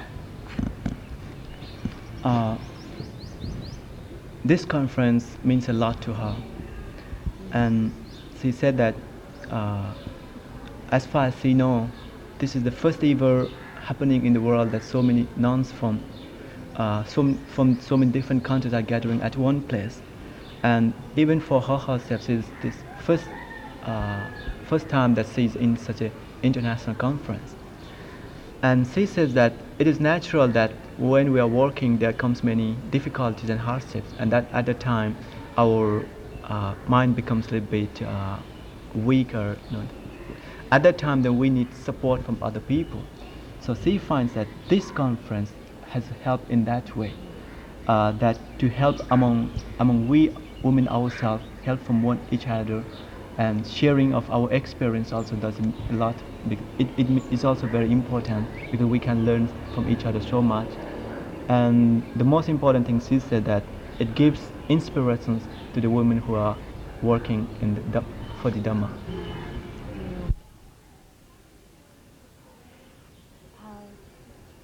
And how do you live the Dharma in your daily life? How do you integrate it with your daily life? गुरुमा व्यक्तिगत जीवने या निनियो जीवने धर्म त गुप्त छला छला अन्ना श्रेनापा वदना पूजा शिरेका थार से निपलाला अफवाइना बखा कोजीमा बखा कन्यो बिहार दुपी मचा बि अनागार पिन्ता आखा भंक्यो Mommy moved down. Party na biunima, party out.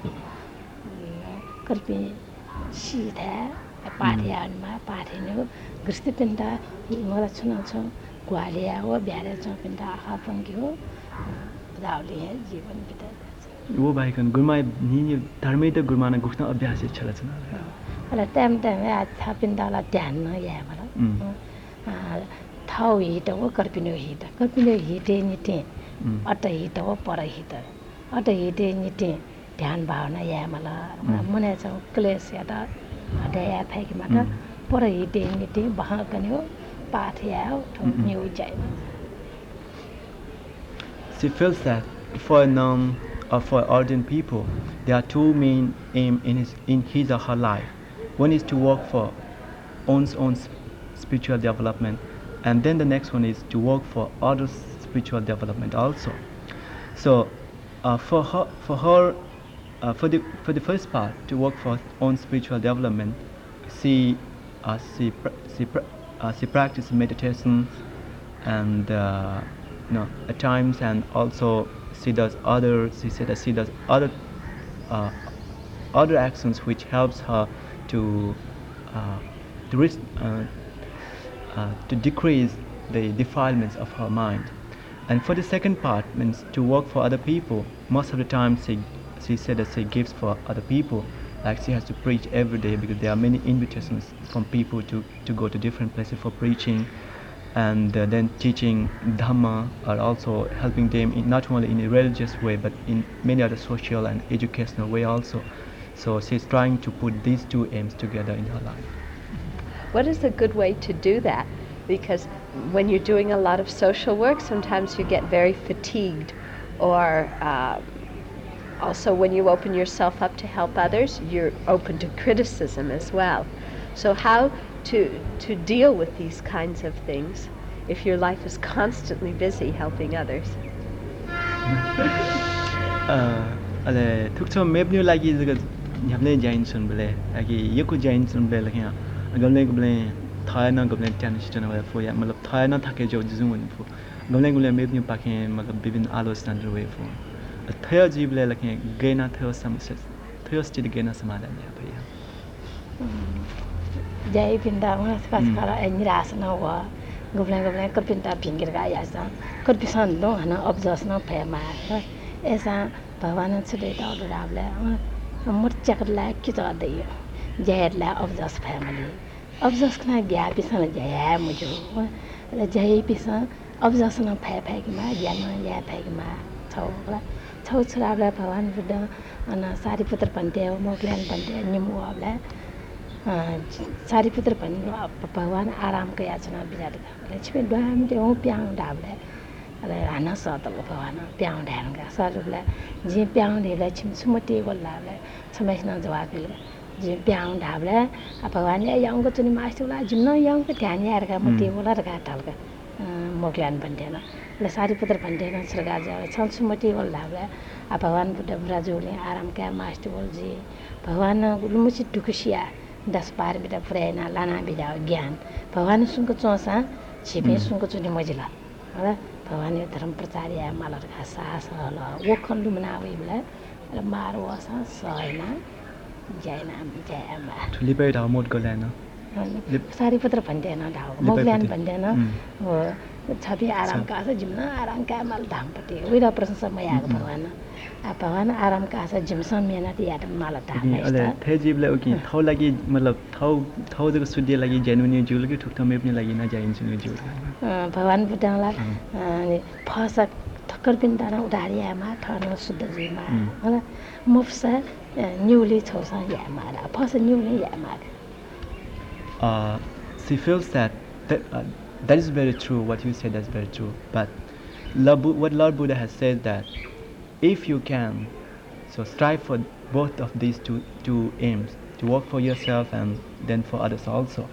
But if you can't do that, then it is completely okay, at least to try for your own spiritual development. But when we work for other people, yeah, there are many disappointments and many criticism. That's very true.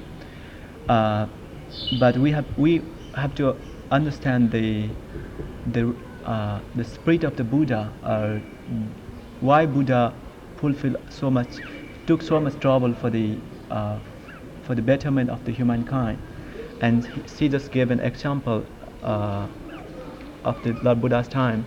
There was Venerable Sariputta and Moggallana. One, they were together with the Buddha, and then Buddha just asked them, "Okay, please leave me alone." So both of them just went outside. Then he again called both of them back, and then Lord Buddha asked to Moggallana, "What did you think when I asked you to leave?" Then Venerable Moggallana said that, "Well, Lord Buddha, I thought that maybe Buddha is tired, so you needed rest, so I just left." Then Lord Buddha asked to Sariputta, and Venerable Sariputta said that, "I thought that you had taken so much trouble for the benefit of the whole samsara, for the whole benefit of all living beings. So I thought that now you are a little bit tired. So I thought that now it is my turn to, this time I should use for the benefit of all other people." Then Lord Buddha praised Sariputta's thinking. So we should take inspiration from this. Very good. Thank you so much. It's been very nice. Okay, thank you very much.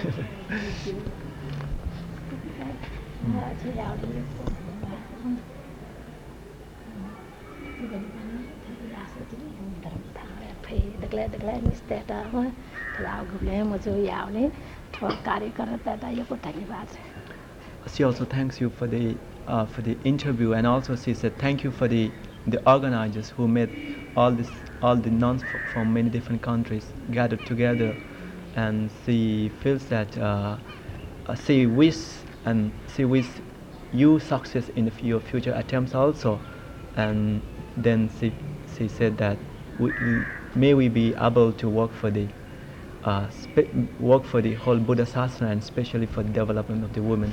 Okay, thank you. Han. She was born in Taiwan in 1947, and after receiving her high school diploma, she worked for several years as a typist in the U.S. military air base in Taiwan. We have some real interesting backgrounds, don't we? She was inspired by the teachings of the Buddha, as well as being encouraged by her mother, who was a very faithful Buddhist, and gave up her career and went to the Fo Guang Shan Temple to study Buddhism in 1973.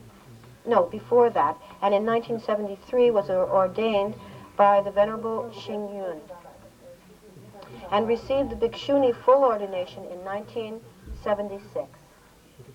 After 4 years of Buddhist college and receiving her degree, she was sent to the United States to establish a Buddhist organization in Los Angeles. She is presently a part-time student at the California State University in Los Angeles, and her major is psychology. She's also the secretary of the Shi Lai Temple in Los Angeles, which is the Fo Guang Shan branch in the United States. Hello, brothers and sisters in the Dharma. I'm very happy to be here today with all of you, and I'm here representing Shi Lai Temple, the Fo Guang Shan branch in the United States. It is located in Hacienda Heights of Los Angeles, California. The official name of Shi Lai Temple is International Buddhist Progress Society. It is affiliated with Fo Guang Shan organization in Taiwan. All the activities and the construction of Fo Guang Shan are under the wise leadership of the Master Xing Yun. But in Los Angeles, the immediate responsibility of Shi Lai Temple fall to the Shi Lai nuns under the leadership of Reverend Xing Kuang. In 1978, Master Xing Yun sent Reverend Xing Kuang and me to begin a small Buddhist organization in Los Angeles. Reverend Xing Kuang is my master's earliest female disciple and had graduated from Buddhist University in Japan. She is very fluent in Japanese. She is also a capable administrator. She has guided the construction plan. In the beginning, Reverend Xin Kwang and I searched hard for a temple site. Finally, we found a Lutheran church in Gardena, which could hold 300 people. We found our master in Taiwan, and he came and approved of our plans. He stayed to purchase the property, and the next day we moved into the ministerial house. A few days later, my master and Reverend Xin Kwang returned to Taiwan. And for 6 months, I had the sole responsibility for caring for the temple. During that time, I went to adult school to study English and applied for permanent residence since I was become a resident in the future in the United States.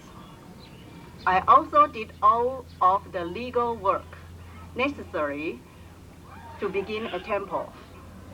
After 6 months, Reverend Xin Kwang returned with 3 more bhikkhunis. We launched into a full schedule of activities such as lecturing, teaching meditation, teaching sutras, doing ceremony. But not all of our duties were religious. We also had to be self-sufficient and do all of our own work. Every week, we had to mow 18,000 square feet of grass, garden, clean, sweep, and paint.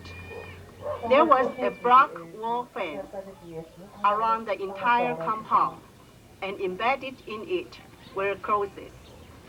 We asked our master what to do. He said, over each cross paint a large yellow circle 4 feet in diameter, and then draw the meditating Buddha inside the circle. So the 5 of us began painting, planting, watering, and mowing. We painted 30 Buddha images on the wall, met all of the red tape requirements, and developed our temple. Some people began to come. We gained a lot of respect, not only in the Chinese Buddhist community, but also from our neighbors, because they saw that we 5 nuns did all the work ourselves. Then our master returned in 1979, June 1979, and we held the opening ceremony. In 1980, we bought 15 acres of hilly land in a suburb of Los Angeles called Hacienda Heights, and converted our old building into a temporary temple. We began plans for a large temple, a monastery with separate quarters for monks and nuns. We immediately ran into problems. For many years, we encountered a lot of difficulty with regard to our construction plans. The citizens of Hacienda Heights had strong objections. They said, first, the project of the proposed monastic complex on 15 acres of land is too big. It might attract many tourists in the near future and thus spoil the residential atmosphere of the area. Secondly, the local government wanted to become an independent city, and since Shilai Temple is a non-profit organization, it would certainly lose income for this area. So we built a larger Christian church in Maywood. We sold the church in Gardena, and 3 more Bhikkhunis came to live. 4 of us live in Hacienda Heights, and 4 live in Maywood. But most of our religious activities were carried out in Maywood. In the past 6 years, we have attended 6 public hearings and numerous conferences with building officials representing the County of Los Angeles and members of the Homeowner Association of Hacienda Heights. Last January, we finally received our building permit for the construction of our proposed monastic complex. Xinlai Temple encompasses a total area of 15 acres. The 8 buildings will cover an area of some 65,000 square feet. The architecture will be in traditional Chinese Buddhist monastic style, but will use modern material for construction. The temple building will include the main shrine, a meditation hall, a hall for the 5 great bodhisattvas, an auditorium, a library, classroom, office space, dining facilities, a kitchen, a museum and exhibition hall, a memorial hall, a conference hall with the translation of 3 languages simultaneously, living quarters for monks and nuns, as well as parking space for about 190 cars. The construction started last March and is scheduled to be completed by the end of this year. We do very much appreciate the government and citizens of the County of Los Angeles for granting us the permit to build our temple. This shows that the government of America is truly a democratic one, and that the people of America are truly accommodating and warm-hearted. Over these past 6 years, countless number of people have either sent letters of support to the County of Los Angeles or present meaningful and important addresses in each of the public hearings. Many of those supports are especially from the Buddhist communities, such as Dr. Ratanasalam, President of Southern California Sangha Council, Dr. Koluna, who attended this conference. She is the Secretary of Southern California Buddhist College, Mrs. Heidi, advisor to the Catholic Archbishop of Los Angeles and consultant of world religions. Dr. Manja Albert of Vietnamese Temple, Venerable Golden Water, representative of the Buddhist Brotherhood in America, as well as many Christian and Catholic leaders. Many strangers in supermarkets, as well as fashion squares, happily signed the petitions to support our project. And our struggle has also been fully reported in the pages of various newspapers and journals. And the fruit for all of this effort is now ripened. The permit is finally granted to us to build what will be undoubtedly be the largest Buddhist monastic center in the United States. Since Xinlai Temple is still under construction, we are temporarily organizing Buddhist activities in the city of Maywood, Los Angeles. The activities organized by us include routine Sunday ceremony, teaching meditation, Buddhist seminars, teaching of the Buddhist scriptures, Chinese class, Kung Fu class, post dance class, wedding and funeral service, family counseling, the service of airport pickup,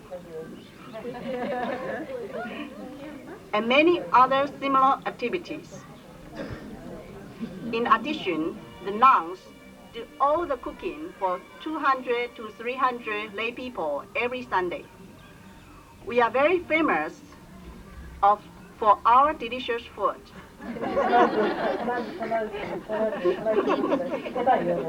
My master tried to get the lay people to bring food, but they said the nuns' cooking is much, much better than ours.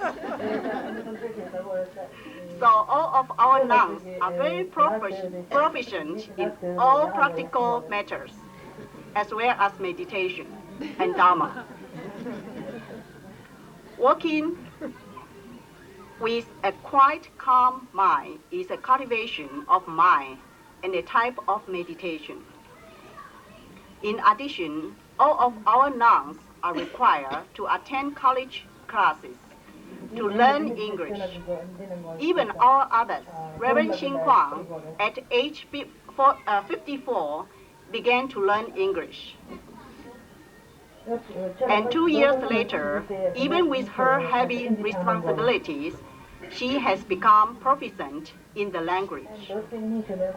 It is our wish to have good and positive relations with our neighbors.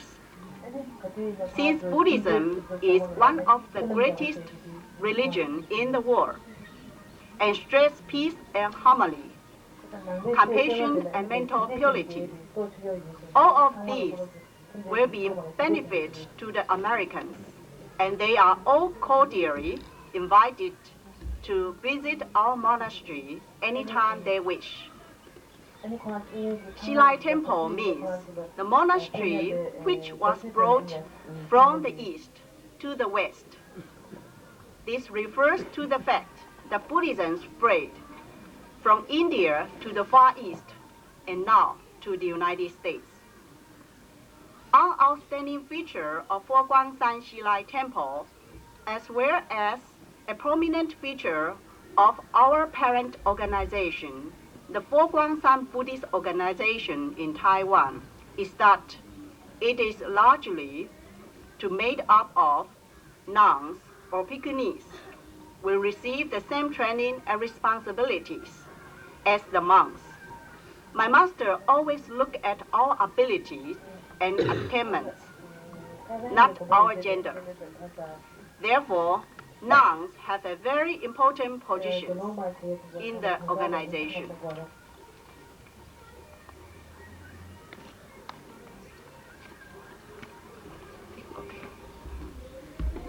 Once someone said that Buddhist monks and nuns all look alike. It is impossible to tell whether they are men or women. And I then asked, why do you want to tear them apart? And of course, he could not answer this. It is the teaching of the Buddha that all beings are equal in that they all have the Buddha nature.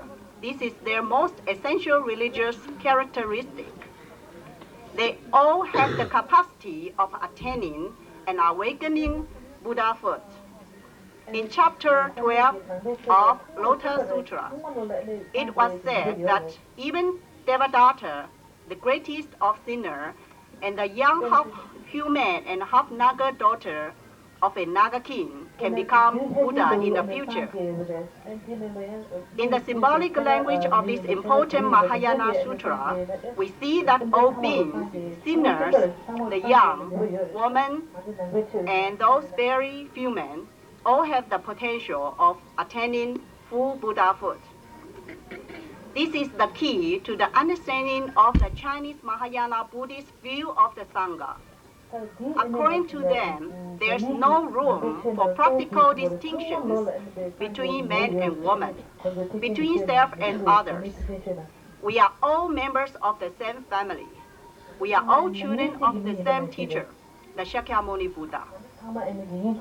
According to the Mahayana teaching of Bodhicitta, we can all aspire to enlightenment. It is true that we have left our natural home but we have entered a religious family in which all are our brothers and sisters.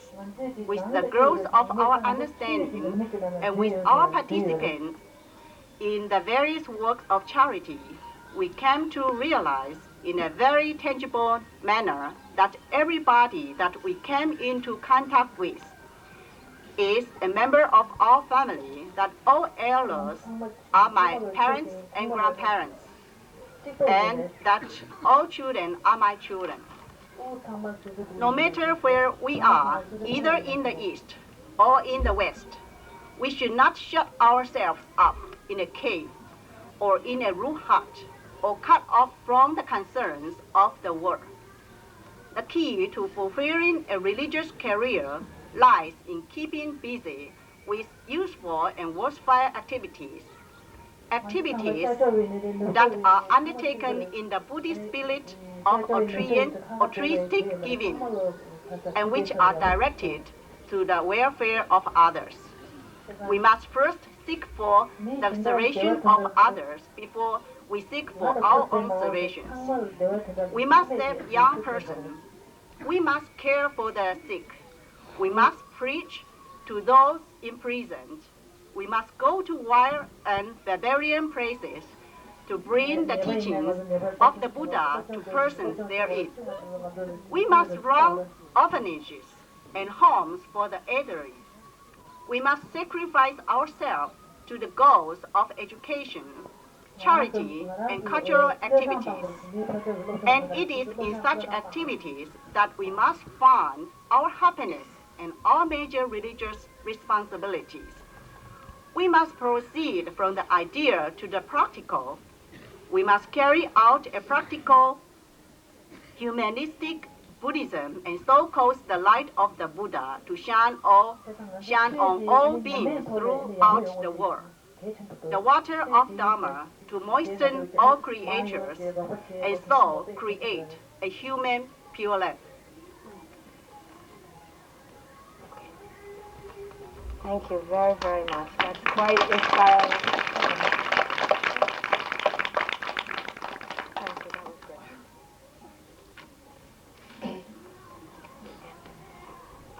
good. Now we're going to hear from Shramanarika Thupten Dekyam. She was born in Lhasa in Tibet, and in 1965 moved with her entire family to Nepal. She was educated in a Catholic convent. And in 1979, she took her ordination from Lama Zopa Rinpoche and lived at Kopan Monastery in Nepal. In 1982, she went to Australia to work as a translator. And that is what she will be talking about today, is her experience in the West. And now, since a year ago, she has been back in Kopan. So while I have this opportunity to be on the panel, first of all, I would like to thank all the organizers for this wonderful gathering, especially Patricia, who's been working very, very hard, and all the other participants who have made the effort to come to this place, and the support of His Holiness, and all the beings who have been involved in getting us here together, the airlines, the rickshaws, the train. And if I go down the list of the people whom I have to be thankful to be here, it's just countless. So we'll set that aside. Actually, I'm quite surprised that I'm on this panel because I wasn't supposed to be on it. And when Patricia, sorry, Vikshuni Kamaleksha Soma,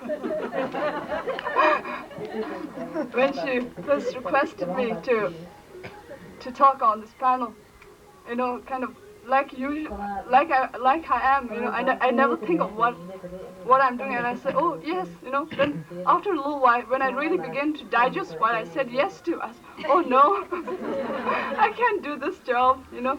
Then I kept telling myself, no, I really can't do it. There are so many other nuns who have lived in the West for a much longer period than I have, you know, lived in different centers. My experience is only in Australia, where there were other nuns who've had the opportunity to live in various countries, and you know, and I thought it would be far more appropriate, so I went to Patricia. Oh, sorry. I keep making this mistake. Anyway, I said, there's better people to talk than me, on this panel anyway. So she said she wanted some variation, that there was already Tibetan Sangha representing the Western Sangha, and so she wanted a Tibetan on it as well. So you see, anyway, I have a very sort of limited experience of being in the West, because it's 3 years and it's a couple of months that I've really lived in the West like that. And how I got there was due to a shortage of translators, not because I was really capable of living as a nun in the West. So you see, when it was due to the kindness of my guru Lama Yeshe, who first sort of brought up the idea of sending me to the West as a translator, and then there were other teachers at the monastery in Kopan who said, "Oh no, she's hardly had experience of being a nun in the monastery before. It's better if she stays another 3 or 4 years and then goes and works in the West." And then Lama said, "Oh, her karma will take care of her." That was the answer. But anyway, there was a geshe in Australia who was who didn't have a translator around him all the time, and so. Anyway, and also, I had gone, when I first became nun, I joined this monastery, which was primarily a monk's monastery, and I was about the only Tibetan nun around. So I also had a very hard experience of living as a nun in a monk's monastery and trying to go attend all the classes. So in a way, though I very much wanted to continue my studies, I also appreciated the opportunity to go out, because I thought maybe I need the break,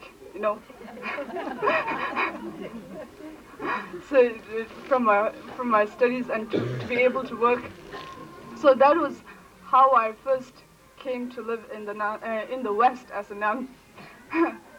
Anyway, when I did arrive, at first I was kind of surprised at the low-key Dharma energy after living in the monastery.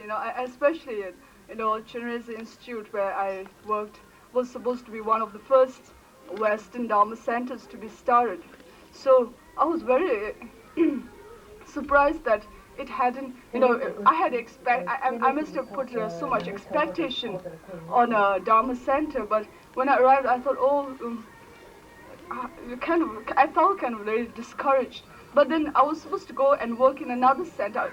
I was supposed to be just temporarily based at Chenrezig Institute, so I thought, at least I'm not going to be here. I'm going to be in another center, which was just newly being started, which is Atisha Center, which has been newly set. So, when I first arrived in Chenrezig Institute, when I kind of saw, so laid back, sorry, Australians. Anyway, the low-key, I was surprised that Dharma Center, one of the foremost Dharma centers that had been established for a considerable number of years, hadn't really got together for this low-key, and I comforted myself thinking, at least if Atisha Center is as bad as this, at least I have the comfort of knowing it's just starting. So then after staying a couple of months in Chenrezig Institute, then I received this letter from Lama saying that I've got to stay at Chenrezig for good. So then I really had to I have this contract to stay for 2 years. It was 2 years, which later got extended. So I said, I really better do something about it while I'm here. If I'm going to be stuck here for 2 years, I better make it kind of livable. So I went about in full gear, pushing hard, and I later, by the end of my period in Australia, I got ordained with the name of Artilia the Nun.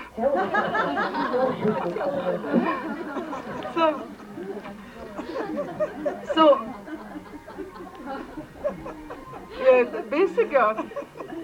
my basic commitments to this center in Australia was primarily as a translator, Then also I took to leading weekend retreats, 1 week retreats or weekend retreats, and I took great energy and I also pushed for this this Chinrezi fasting retreat, the Avalokiteshvara fasting retreat.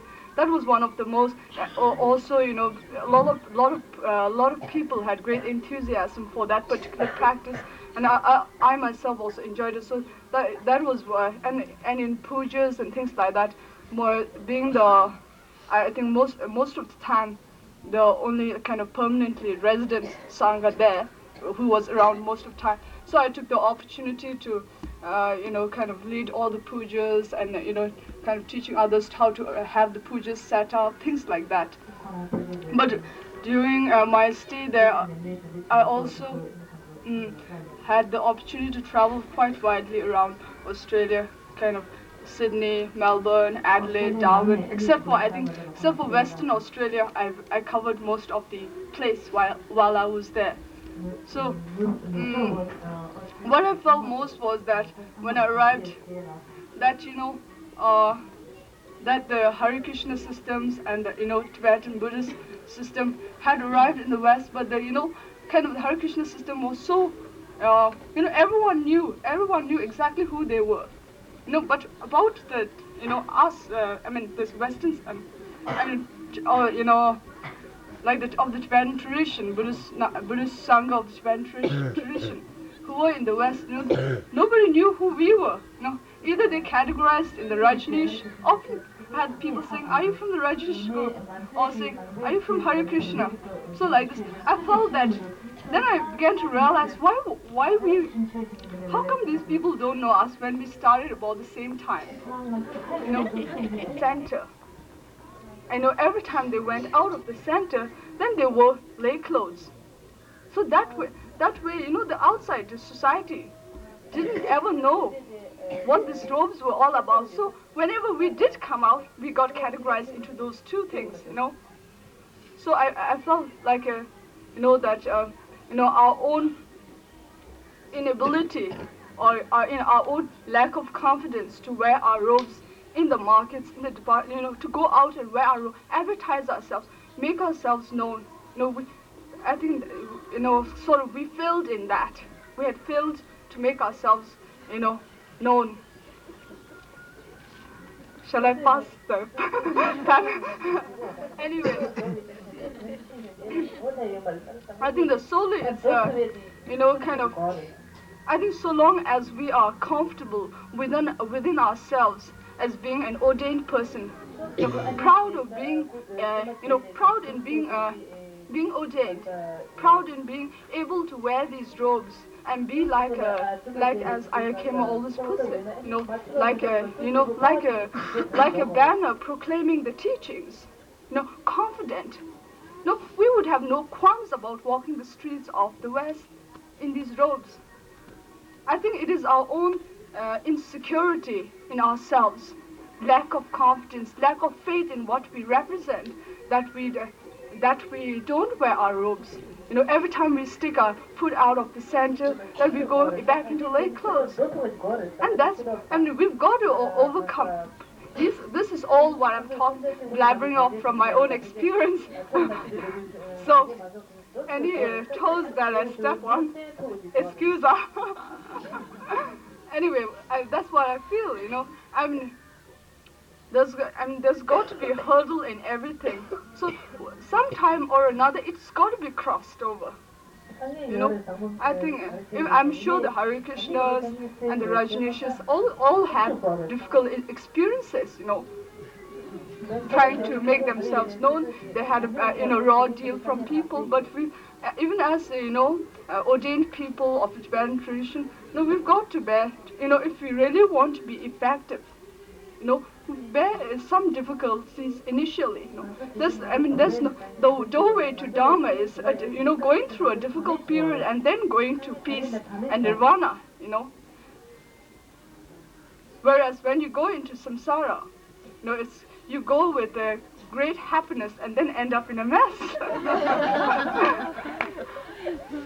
So I mean, you can't just mix the two together. Have as to be coming out in the West as ordained people and have an easy way out. As ordained people, we have to bear. I think we have to have difficult periods initially. Even the times, the 3 years or so that I stayed in Kopan Monastery was an extremely difficult period for me too. But I always took it as a form of purification.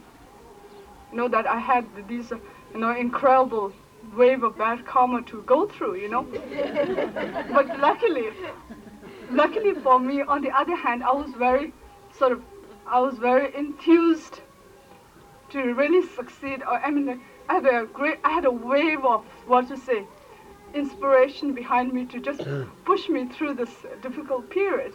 I mean, now,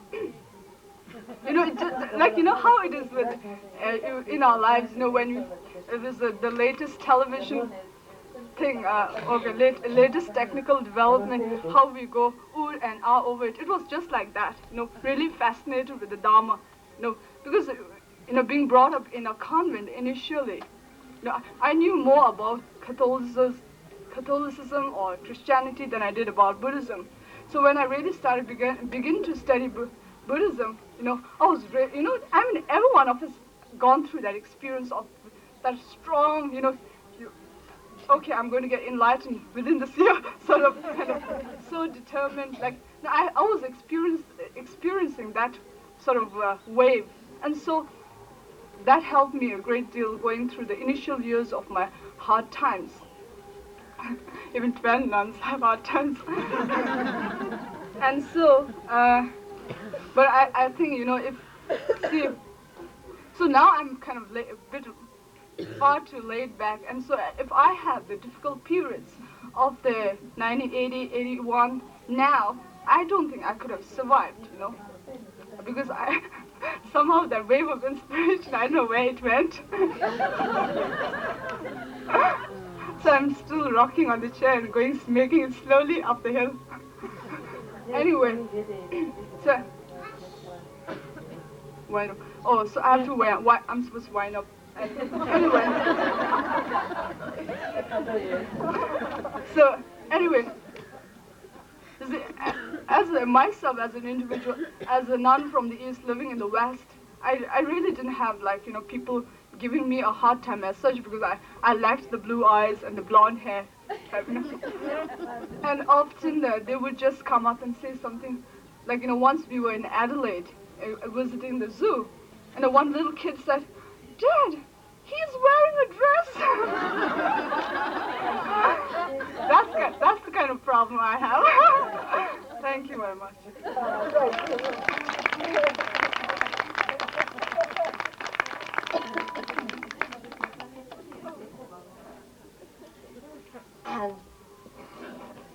And now we will hear from Shamanerika Thupten Sanjay.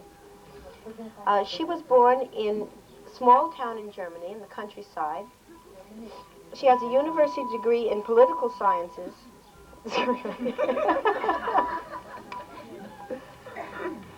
Oh dear.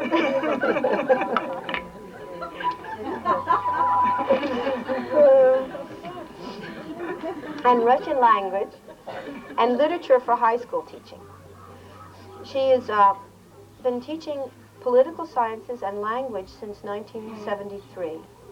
And in 1977, she met Tibetan Buddhism and had 2 years of study and meditation in Dharamsala and Kopan Gampa in Nepal. Since 1980, she has been the director of the Tibetan Buddhist Meditation Center in Germany. Since 1984, she has been the vice president of the German Buddhist Union, and since 1985, and in 1985 was ordained as a Shramanaka.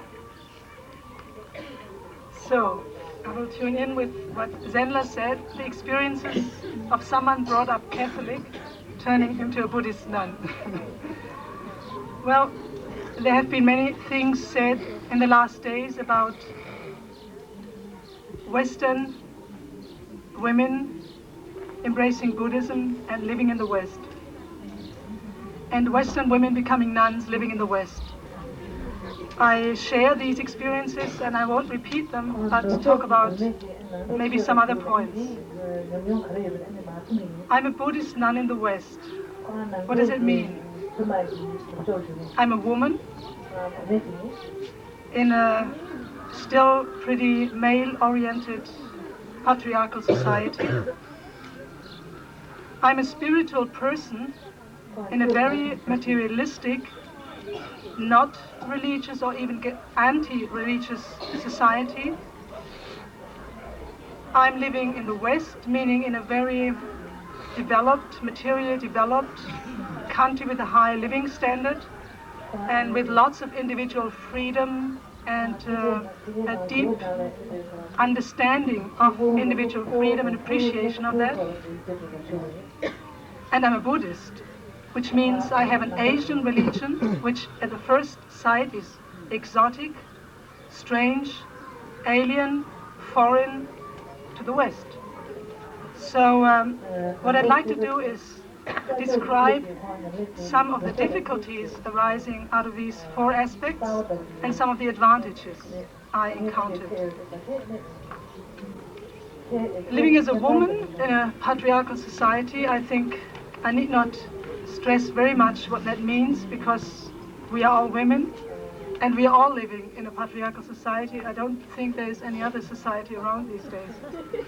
So the main values of our societies are kind of extrovert, oriented at results, effectiveness, at something which is shown and seen outwardly, career, prestige, very much pertaining to being rational and logical, and exploiting any situation, any being, any resources without much looking at how the beings involved and the situation involved is treated. So what we consider female values, like taking care of the whole, taking care of the way things are done, the process involved, what happens with the people who are involved in these processes, is not so much valued. And what comes out of that we see in the West. I mean, ecological problems, social problems, financial, economic problems, lots of problems coming out of that. So this is one side of it. So to be as a spiritual woman in the West is difficult, but there are some very supportive elements coming in through the last 15, 20 years, or maybe if we start earlier, 80, 90 years of uprising or uplifting of women in the West, starting with allowing general education for women, entering universities in the early decades of this century, getting access to certain areas of work which were considered not to be fitting for women before. And nowadays women in the West enjoy incredible freedom of entering almost any kind of profession, any kind of education, any kind of vocation they feel attracted to. And we are benefiting from that situation because we can use it. And we can now help our Asian sisters with our qualifications we gained, with the self-confidence we gained, with our education we gained. So it presents difficulties to be a woman in the West, but at the present time it's something very inspiring because we are on an up. And the very qualities which are considered female are needed very badly these days in the society, and we can help to implement them again and to give them space. Then I'm a religious woman in the West, where the main values are money, career, prestige, social standing, and to be successful in the world outside. And to be a religious person in such a context is something weird anyway. I talked with Christian nuns, with Catholic nuns, even in Bavaria, which is very, very Catholic and very conservative, and they said nobody understands why they became nuns. Everybody said, if you are beautiful and intelligent why do you become a nun? So several of us nuns already stressed it before that when you appear as a nun in the West, everybody thinks, oh, you're running away from something. Do you have a problem? What's wrong with you? Why do you choose this way? There's very little support for such a path. Even if you're a Christian nun, there's very little support, very little understanding, very little encouragement. But on the other side, in the last maybe 10-15 years, we all encounter this crisis of meaning. Everybody's kind of irritated and about not knowing what the meaning of life is. And so religious questions come up more in the last 10-15 years. And in that context, to be a nun in the West can be something very, very beneficial if you meet the people who are looking for some meaning. Suddenly you see their eyes light up when they see you. I mean, I never forget this talk with this Catholic nun who talked to me and said, you're the first person who understands why I'm a nun. And she told it to me knowing, well, I'm a Buddhist nun, not professing her faith, going another path, following an Asian religion, but she accepted it, acknowledged it, and felt herself acknowledged by me, by what we were doing. And that is our experience very widely with truly practicing Christians. No matter what denomination they are, they very much appreciate what we Buddhists do in the West because they feel, how His Holiness very often stresses, we are pulling the same rope and we have to get together and support each other.